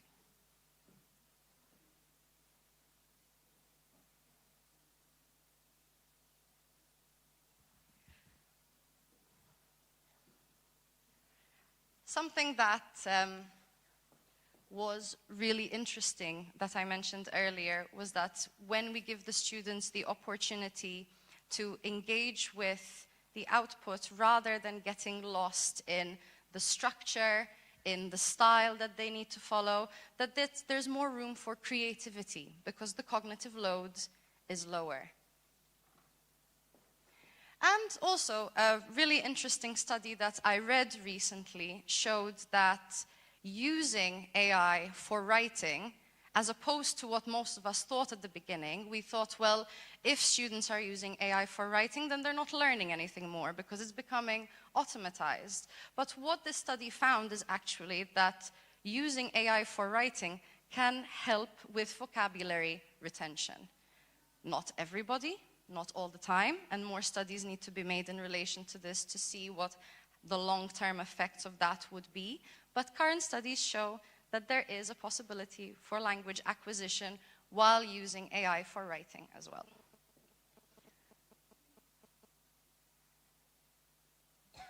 So now I want to ask you, have you ever used AI in class for writing with your students? Somebody said, of course. Yes, okay. Can you tell me about that experience? Can we give her the microphone, please? Yeah. Thank you. What was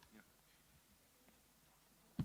Yeah. That mostly ChatGPT, no Gemini, because I'm a teacher and mostly we practice writing in our classes. But what can I do for them is, because I have no choice, other choice, because all of them like cheating. And as you have mentioned before, I just teach them right prompting. Before writing, I give them common prompts like how many words should be in his essay, for example, what kind of tense they should use, and so on. But, and then I just give them kind of minutes to have their own ideas about the topic. And I say that they are all individual and unique. They have different thoughts and ideas that need to be different from each other. And this time, they can give really different thoughts and ideas about the topic, which even I haven't thought of. For example, sometimes our writing can take 2 days because it can be uploaded with many kind of ideas. And to make them in order, the right order, we need some time. And I willingly spend the time to make their writing much more better.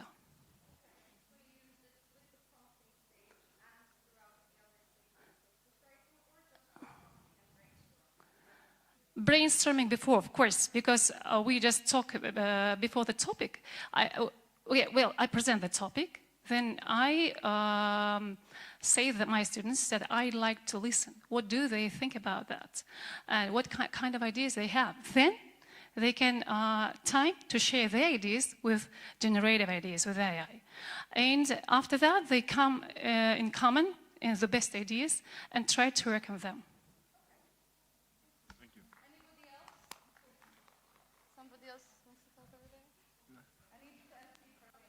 Thanks a lot, okay? Dear guys and dear guests, thanks a lot for your information, for your presentation.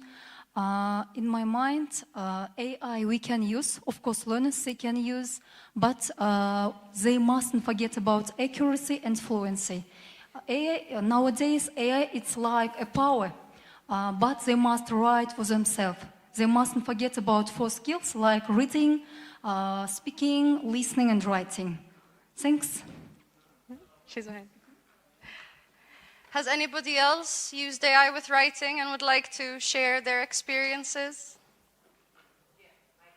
Yeah, just without microphone, okay? No, it's for people online as well. We don't want to forget. We don't want to exclude the online people. All right. So at first, just I wanted to reply to the question, not concerning writing. Okay. Just usually I ask my students to prepare the presentation or pictures using AI, because when we work on the project, yes, they use AI to make videos and so on, and really nice, you know, it can design. It's the most important. As for writing, I gave them a kind of the exercise. You know, there is peer writing, and there is a kind of peer writing with GPT. Yeah, because, for example, I give the topic, the student starts. Then the second part, I don't know, 2-3 sentences, okay, GPT writes. The next one, the student continues, okay, and we have a kind of essay, but I want them just to have a look, just according to criteria and so on.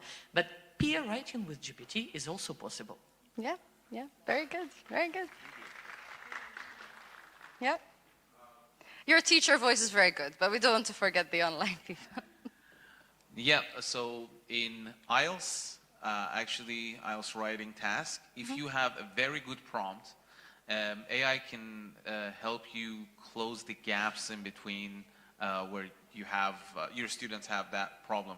And when we use it in the classroom with our students, we don't ask them to write down the answer for them, but to write a structure based on what they have learned from the classroom. Okay. And through that, we create a skeleton for the whole essay, and we let them write based on the guideline that comes out from the AI and the skeleton we provide.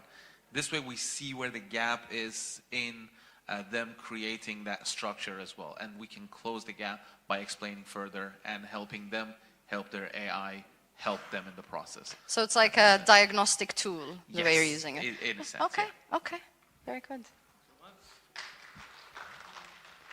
Anybody else? Okay, well, if you haven't started using AI with writing with your students, I would really encourage you to do so. Like I said at the beginning, we can't stop our students from using the technology that's so easily and readily available to them. And I feel that as teachers, we have a duty to help them to use tools correctly, rather than encouraging them to use them behind our backs. So thank you very much. If you would like to continue the conversation, oh, wrong way, sorry. I know there's no internet here, but if you'd like to continue the conversation, if you'd like my slides later on, or if you just want to keep in touch, please feel free to connect with me on my social media. Thank you very much. Thank you very much, Savannah. My talk starts in a bit, and it's almost the opposite of what Savannah just said, and I think it shows our generation gap, which is great, but I can't thank you enough for bringing all the people to life as well. Thank you. Right, thank you. Right. Now, let's see how we play this out. Can we have my slides on, please?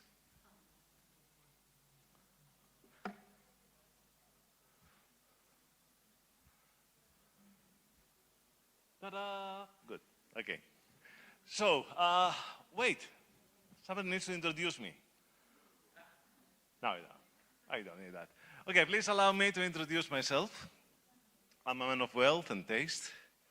I've been around for a long, long year in ELT. I've started teaching in 1988. So many people in this room were not even born back then. Okay, I'm going to tell you a story. I'm also, apart from an old teacher, I'm also an awful storyteller, as you will find out in a minute. When I started teaching back in 1988, my director of studies at the time said, I'm so afraid that one day computers will replace teachers. And it's funny that she said that to me, because at the same time, she had assigned me to be the teacher who would be using computers in class. Back then, it meant that I would bring an Amstrad 6128. You've never heard of it. But it's one of the first personal computers. To bring that in class and do some exercises with the students. So even back then, she said, I'm afraid that one day computers will replace teachers. And I told her, being the wise man I was even back then, computers will never replace teachers, but teachers who use computers will replace teachers who don't. I have a question for you. How many of you teachers here are not using computers? Show of hands. How many of you are not using computers? You see, it has happened. You have replaced teachers who don't use computers. It's as simple as that. In the past, that many years since I started teaching, the shift has happened. I'm an advocate of technology, but I'm also an advocate of teaching. And I have this theory, and because it's my theory, obviously I believe it, that teaching is 50% science and 50% art. That 50% of science is that part where you plan everything. You plan this perfect lesson plan. You find the right tools, AI tools, Web 2 tools, whatever. You plan the lesson to the minute. And that's the science part. The art happens the moment you get into class. And everything falls apart. Technology doesn't work. I don't know, the clicker doesn't work, for example, or the interactive whiteboard doesn't work. And then you have to improvise, and then you have to change everything. And then you have to react to your students. That's the 50% art. Now, any changes that we are discussing in the past many years refer to that 50% of science. They don't refer to that 50% of art. So really, us teachers have absolutely nothing to worry about. Okay, my talk today is called the AI-IKEA Effect and Socratic Wisdom, subtitled Confidence, Competence, and the Future of Learning. And I am Eftichis Kandarakis, the International Academic Manager for Express Publishing, but also I'm here with the Learning Technology Special Interest Group of the ITEFL as the event coordinator. Now, I'm going to try and use it this way. Let's see if it works. Good. Okay, so what am I going to be discussing today? I want to connect 4 things. Hopefully they will work. Good. Okay, they did. Classroom practice, AI learning research, cognitive science, and behavioral psychology. Let's see how we can connect this to ask the main question, which is, when does AI-supported performance really become learning? That's my question. That's what I've been trying to figure out. When you use AI, when students create with AI, they have some benefits. But the question is, do they become more confident or maybe more confident? It's easy to confuse the two. To think that because you are confident in doing something, you can actually do it. And that's not always the case, because that's really part of the risk of AI. Think about yourself. Forget your students for a minute. When you use AI, the last time you used AI, what did it do? Did it do any of this? Did it save you time? Did it improve your work? Did it make you feel smarter? Did it help you learn something deeply? Good. Good. You're so much better than most of your students. How familiar are you with the IKEA effect? Okay, I have to be honest with you. I tried the IKEA effect last November when I first came in Kazakhstan, and it was a complete failure. Nobody knew what IKEA is, okay? Yeah, which is the reason why I have added actually this slide here. Now, IKEA is a global furniture company from Sweden, and they are famous for flat pack furniture. They put furniture in packages that are this tall, right? And then you do the self-assembly, and it's quite affordable and with modern design.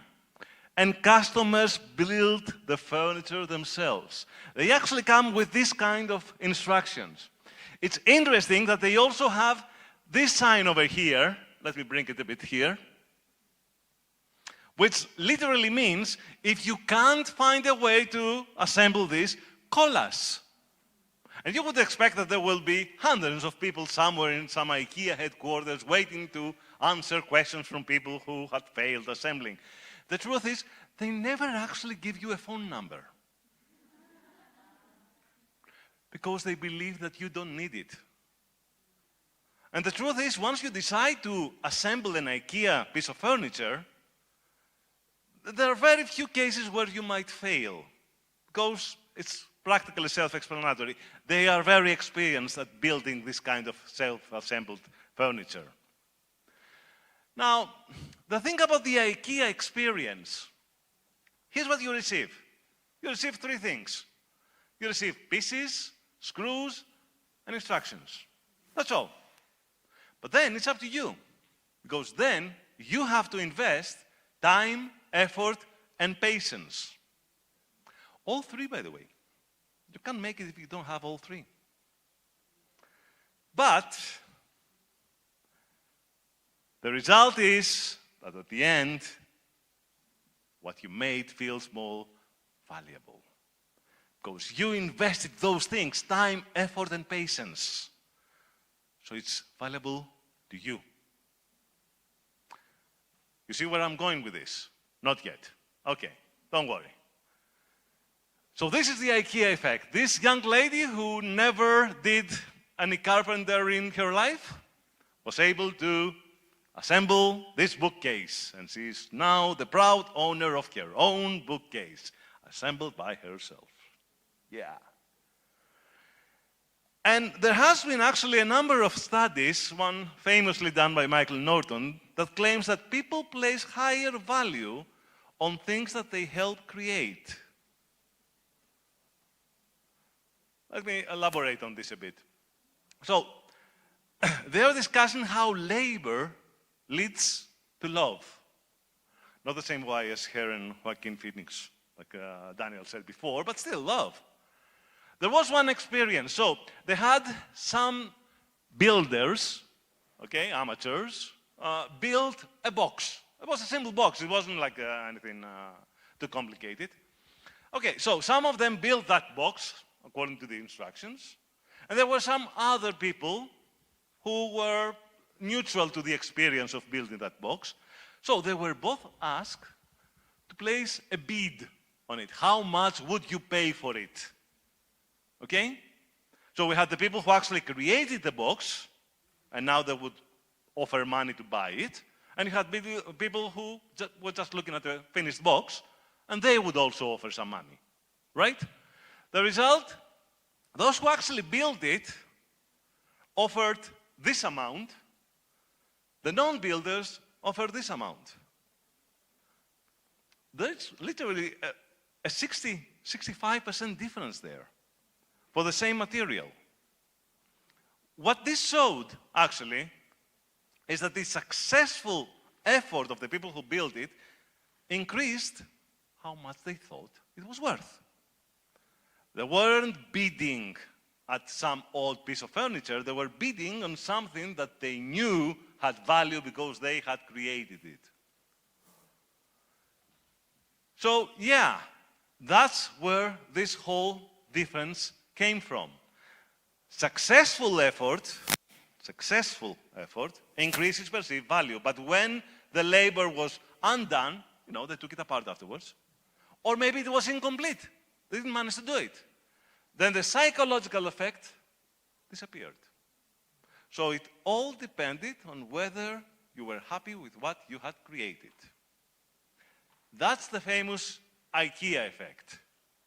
So why it happens? Because we value a certain number of things like effort, ownership, contribution, completion.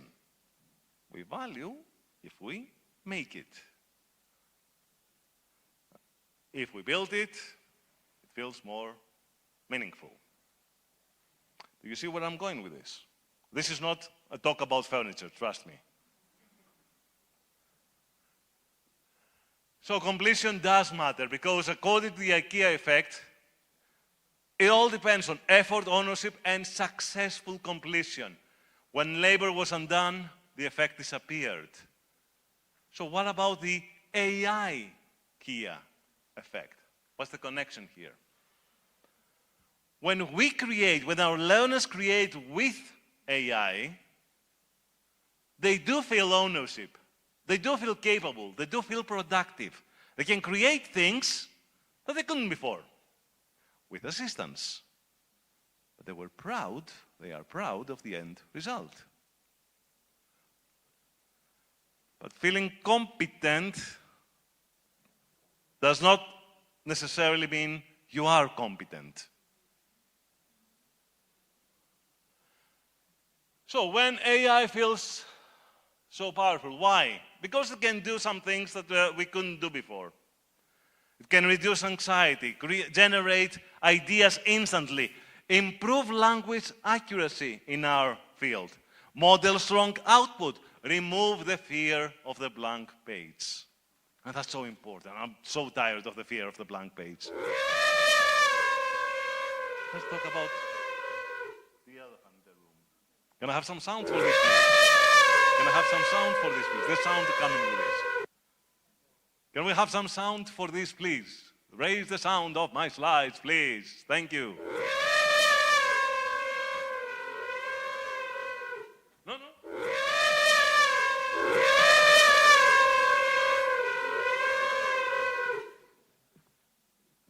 You know what we mean when we say the elephant in the room, right? It's something that nobody really talks about, but it's quite obviously in everybody's mind. That's the elephant in the room. Oh, by the way, I didn't use AI to create this, just so that I'm clear. There is a hidden risk. There is a hidden risk because students may produce all these nice things, you know, better essays, better presentations, better answers, but they won't be building recall, flexibility, independence, long-term retention. They won't remember it, in other words. Enter Socrates. How many of you know Socrates? Show of hands, come on. Have you heard the name Socrates before? Okay, cool, cool. He's the second most famous Greek of all times, the first one being Alexander the Great, obviously. Some may argue that Aristoteles is equally or even more famous than Socrates. Now, Socrates was wise, right? And he used to believe that writing can weaken memory. Surprisingly, ChatGPT is not as old as Socrates. I know young kids nowadays believe that it's really old because they prefer Claude or Notebook LM or whatever, but it's not that old. He claimed, why remember if everything is written down? He claimed, knowledge stored externally may reduce the need for internal recall. If you can find it somewhere written, then you don't need to remember it. That was his claim. Famously, Socrates never wrote a word. We know of his works because of Plato, one of his students, okay, who disobeyed his master and wrote things down.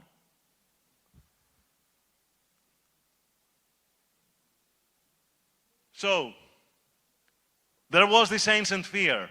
If you write things down, you won't remember things anymore. And now we have a modern tool.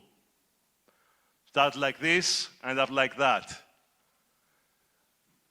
Writing externalized memory. We didn't need to remember anything anymore because we could write it down. No need to remember 100 phone numbers. You just write them down, right? So writing externalized memory. Search engine externalized access. You don't need an encyclopedia anymore. You don't even need to go to the library. Google it. So search engines externalized access. AI now can externalize parts of thinking. So we don't need to think anymore. We have a bot to do that for us, is what Socrates would say. The easier it is to retrieve something, the less we might do it internally. You see the connection to the AI effect here? To the IKEA effect? It's called cognitive offload. And according to that, when information is available, people were less likely to remember that information. You know what they could remember? They could remember where to find it.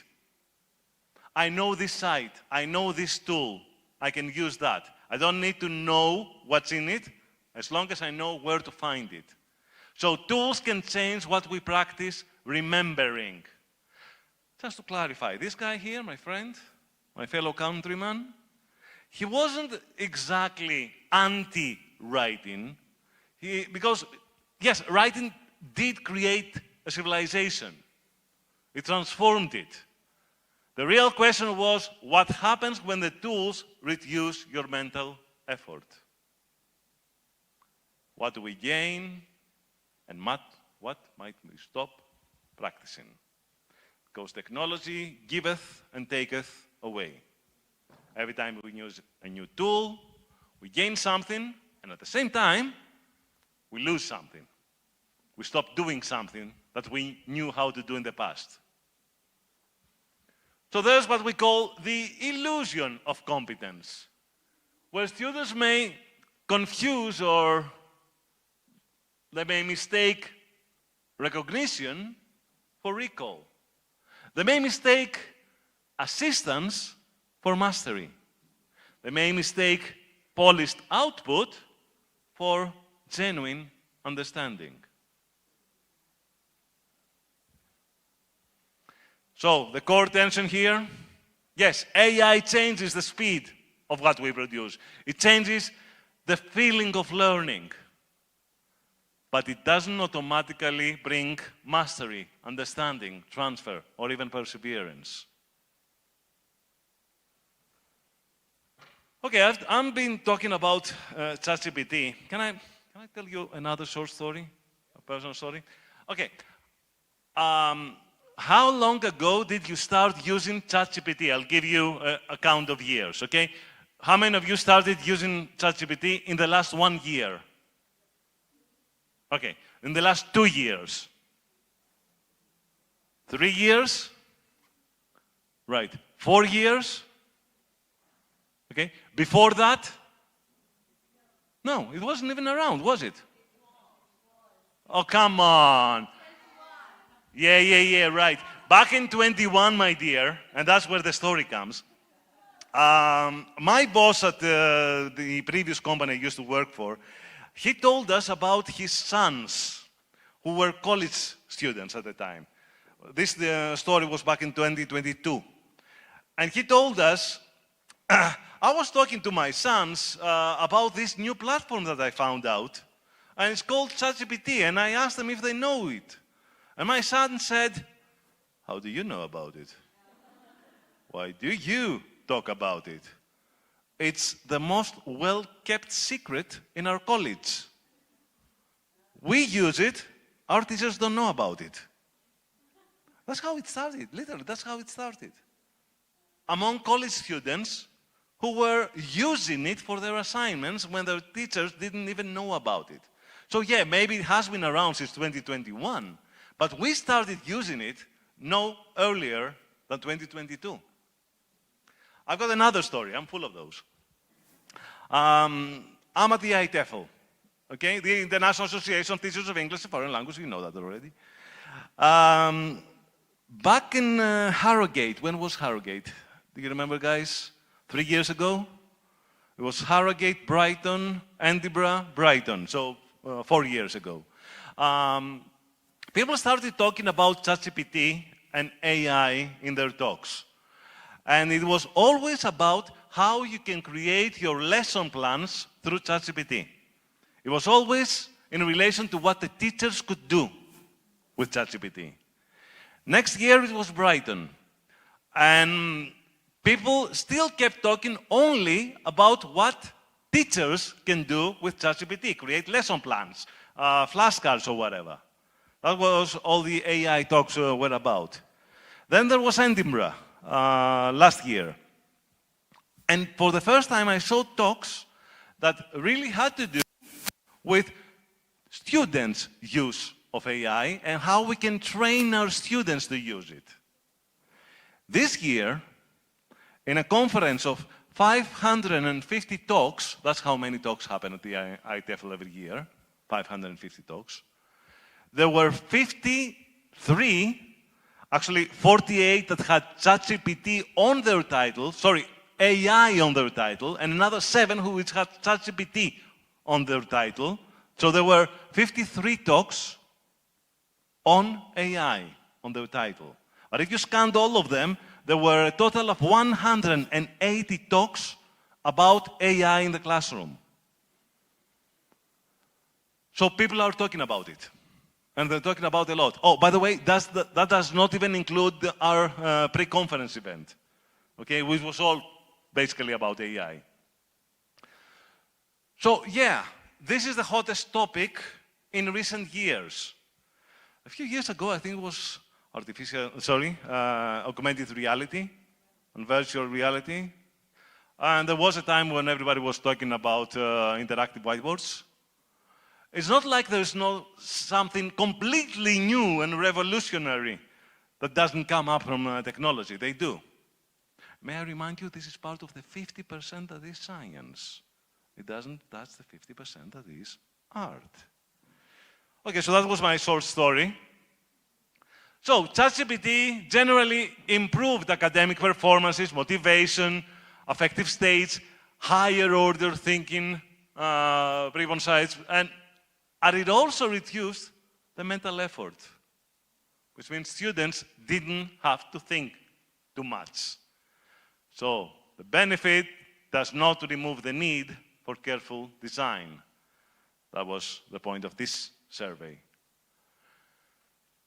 So, we have confidence and we have competence. Confidence is there, I made it. But real competence is, can I still do it alone? They're not the same.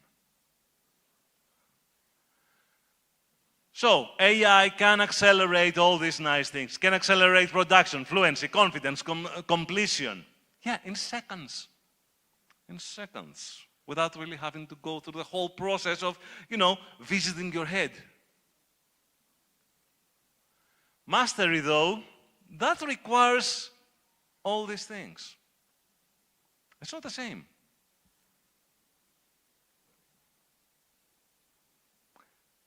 Confidence can actually mislead because learners may recognize the language, they may understand the explanations, they may even improve the AI-generated output with editing of prompts and changing some details, sure. But that doesn't mean that they will be able to retrieve, to reproduce, to adapt, to use independently. And language is really learned when you use it independently in a real-life situation, not in a test. So we have one side performance, easily achieved with the AI, and on the other side, mastery. So for performance is, can I produce it with support? Yeah, I create it. Notebook LM helped me do that. But mastery is really, can I use it later by myself? So, AI does create all these nice things, and it's great. But in order to learn, we need to struggle. We need to be able to retrieve, to repeat, to offer feedback, to adapt, to change what we said into something else. It's as simple as that. Oh, sorry, you were taking notes. Yeah, nobody's really taking notes like that anymore, right? But it's good. You can see who is actually taking notes during your talk. Okay, there was another study that talked about performance and not being learning. So, conditions that make performance improve quickly may not support long-term relation transfer or even flexible use, which means fast access is not always durable learning. Let me give you an example within the ELT context, because this is all nice, about maths and geography and stuff, right? And, I don't know, social sciences. But what about ELT? What about our job? Well, in our classroom, your students using AI, they may be able to do all these things, which are great, right? Some of them couldn't even dream of doing them before AI, but now they can do them with assistance and also believe that they can be proud of it through the AI key effect. But the question is not, should students use AI? Because they will. Sophia said that before. Daniel said, everybody's saying that. You cannot stop AI, and you shouldn't want to stop AI. But the real question is, at what stage should AI enter learning? And I'm not talking about age here. I'm talking about what stage of the learning process for any school year. That's what we should be thinking about. There is this idea of guardrails. Guardrails, the way I think about it, is bowling. For young kids, you put these guardrails on the alley, so the ball will have eventually to reach the pins. So they are safeguarding you, in a sense. If you don't have that, here's an example of what happened in a survey that had to do with math, but the principle is the same. So, high school maths field experiment with nearly 1,000 students. This is what they did. They gave them a GPT base, so all the students were allowed to use ChatGPT during their learning process. And then they created guarded GPT tutor, I will explain what that is in a minute, which was really a bot trained by the teacher. So the teacher told this bot what to know, uploaded sources, and then asked the bot to create a course for the students, supplementary, where students were never given the right answer, but they were always given prompt questions. And that's a big change. They were given prompt questions. So the ones that got the ChatGPT, when they did a test, they got 48%.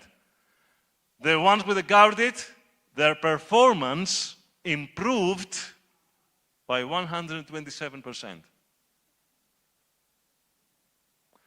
But when the AI was removed completely, so they couldn't use that anymore, neither of the groups, still the group with the guarded GPT performed 70% better than the ones who just used ChatGPT.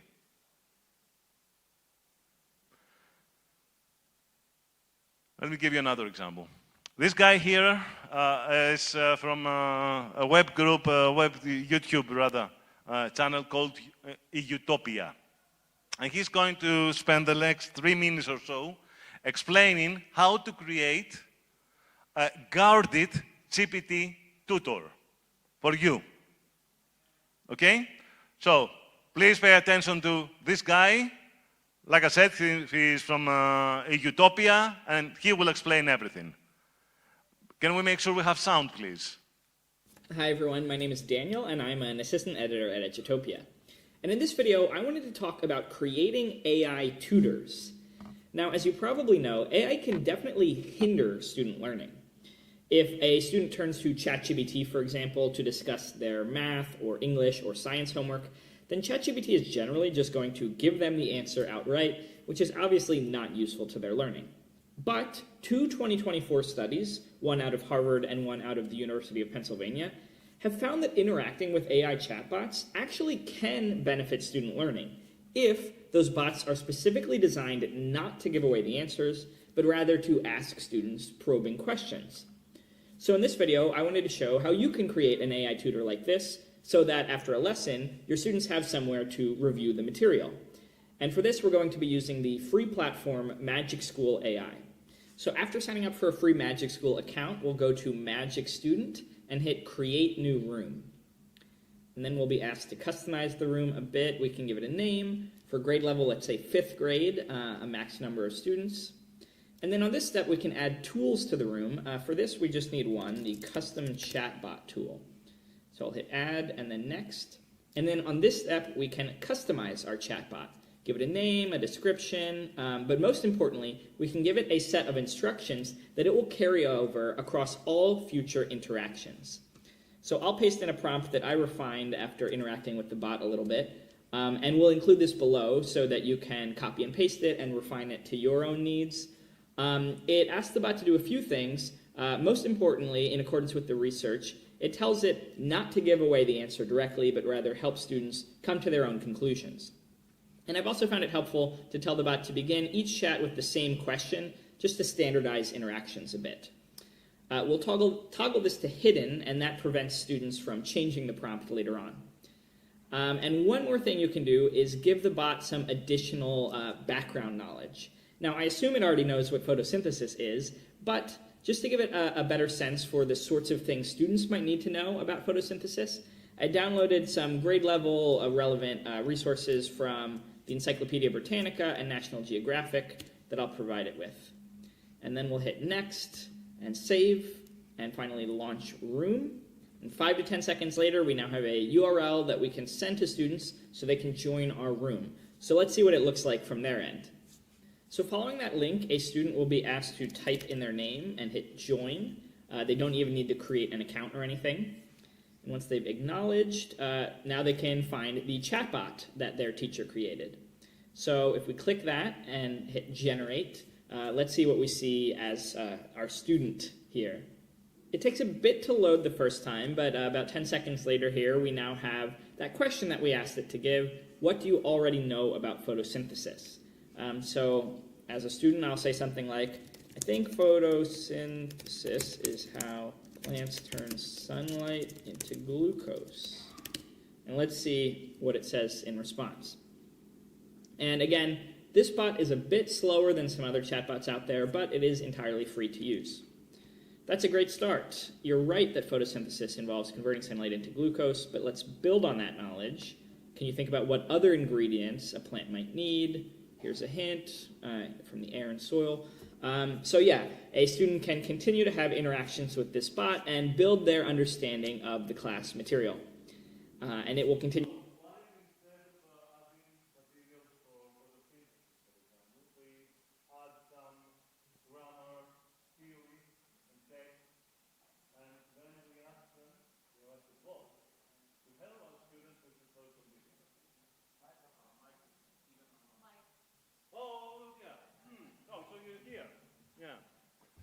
Hello?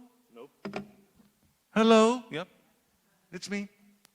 So what if instead of giving them the encyclopedia things about photosynthesis and whatever, we upload some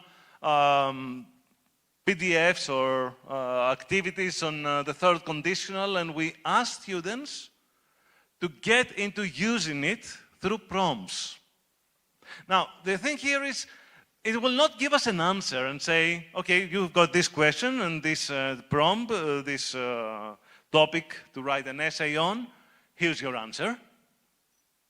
You may edit it, of course, but here's a good answer. No, it will eventually help you to reach that result. It will use that mental effort from your part. That's the main difference. Because AI works best when it launches learning, it supports practice, it models language, it gives feedback, it reduces fear. It's not when it replaces your thinking or your recall or production. I promise I'm almost done. No more than 5 minutes. We need to own the output. What does that mean? Okay. Let's make learning stick. Let's retrieve knowledge, strengthening the retention. Give them opportunities to recall, to explain, to reproduce, to use knowledge without support. Testing is not only assessment, it can be learning as well. So what do we mean by own the output? I mean this thing. After the work by the AI, ask the students what they can do. Can they explain it? Can they reproduce it? Can they adapt it? Can they use it independently? That's when they own the output. That's when they really learn it. So, for example, writing. Yeah, AI can support brainstorming, sure, but later students must write independently from memory. Or vocabulary. Yeah, AI can generate vocabulary lists, sure, but then students will have to use the target language spontaneously in speaking. Or grammar. Yeah, it can explain your grammar, your third conditional, sure, but later students notice and correct errors independently. That's how it becomes human. That's where the human element comes. How much can you remember? There was a test happening in this study here, where there was a surprise test after 45 days. And there were two groups.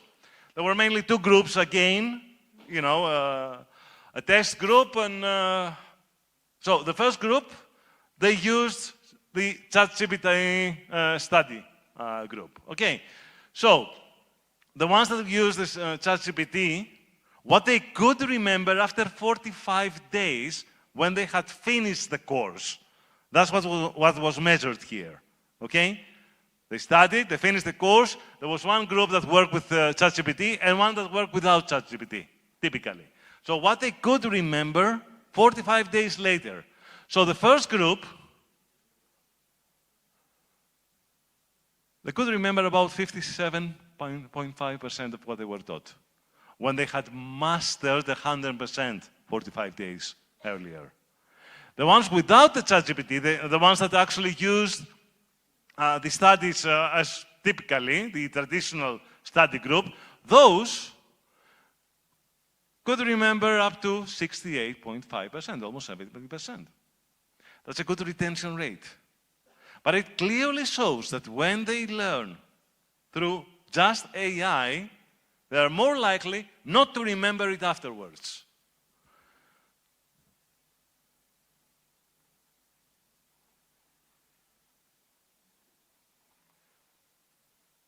Real learning still requires effort. We need you to be confused. We need you to make mistakes. We need you to retry until you get it right, even if it delays success. Success and gratification doesn't have to be instant. It can, but it won't bring knowledge. That's what we call frictionless learning. If everything becomes easy, what happens to resilience? Because AI can reduce the cognitive load, but too little cognitive effort means there's no retention, there's very little depth, and there's no independence. Okay, conclusions. Now, just to be clear, I am not saying in this talk that AI is bad. Quite the opposite. We need AI. It's a gift. Students, I'm not saying that students should avoid AI. I am not saying that technology destroys learning. It doesn't. It helps. It enhances that 50% that is science. But what I am saying is that it can accelerate all these things. It can accelerate confidence, engagement, and production. But mastery still requires these things. Okay? And we can work. It's a matter of using the right tools. Magic School, for example, was a great tool for that. And as the speakers before me said, please don't just learn of one tool that can solve everything, because it can't. Okay? You need different tools for different jobs. And never, ever, ever, never plan your lessons based on the tool. Use the tool based on the needs of your lesson. Some final thoughts. AI can help learners produce language before they fully possess it. But our role is to help performance become competence. 3 hours that took me. Wait until you see the next one.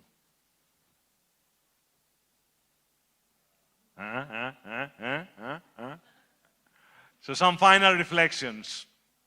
AI can create it, but if it created it, can they carry it alone? That's what we should need to be focusing on. Okay, one.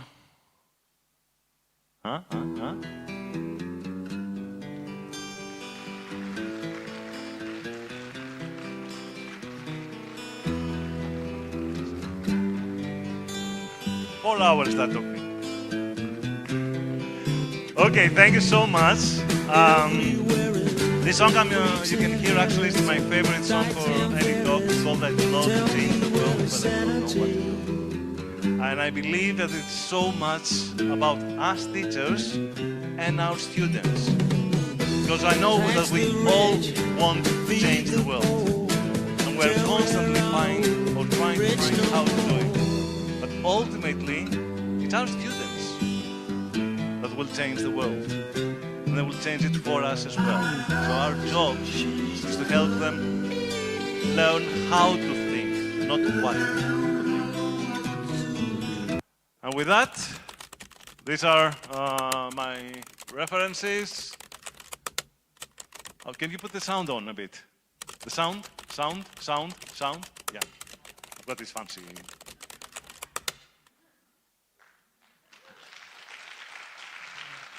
Right, okay, I have a request from you. I am preparing my next talk, and it's all on inclusivity and getting some obstacles out of the way when teaching. This is not an AI talk, but I have this questionnaire here. If you scan it and you could answer this, it would really help me for my next presentation next year. Okay, so when I come back, it's gonna be about this.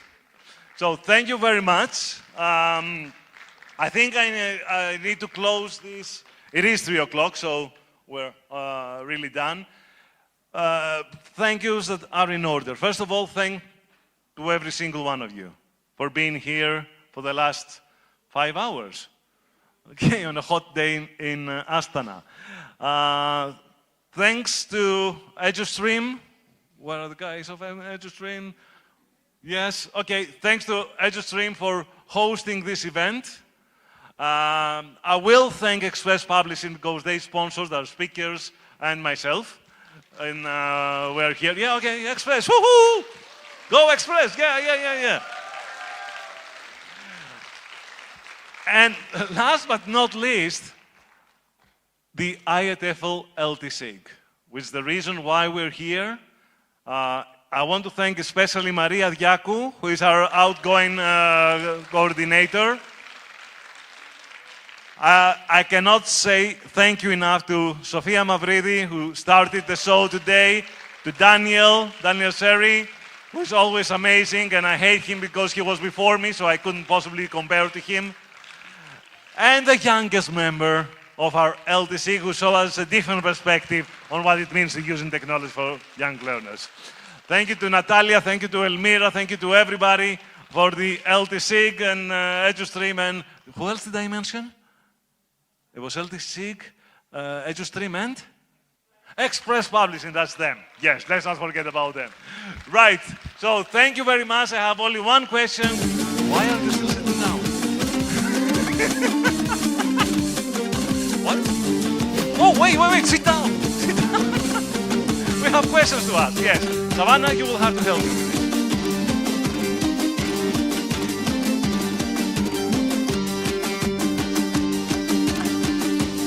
What?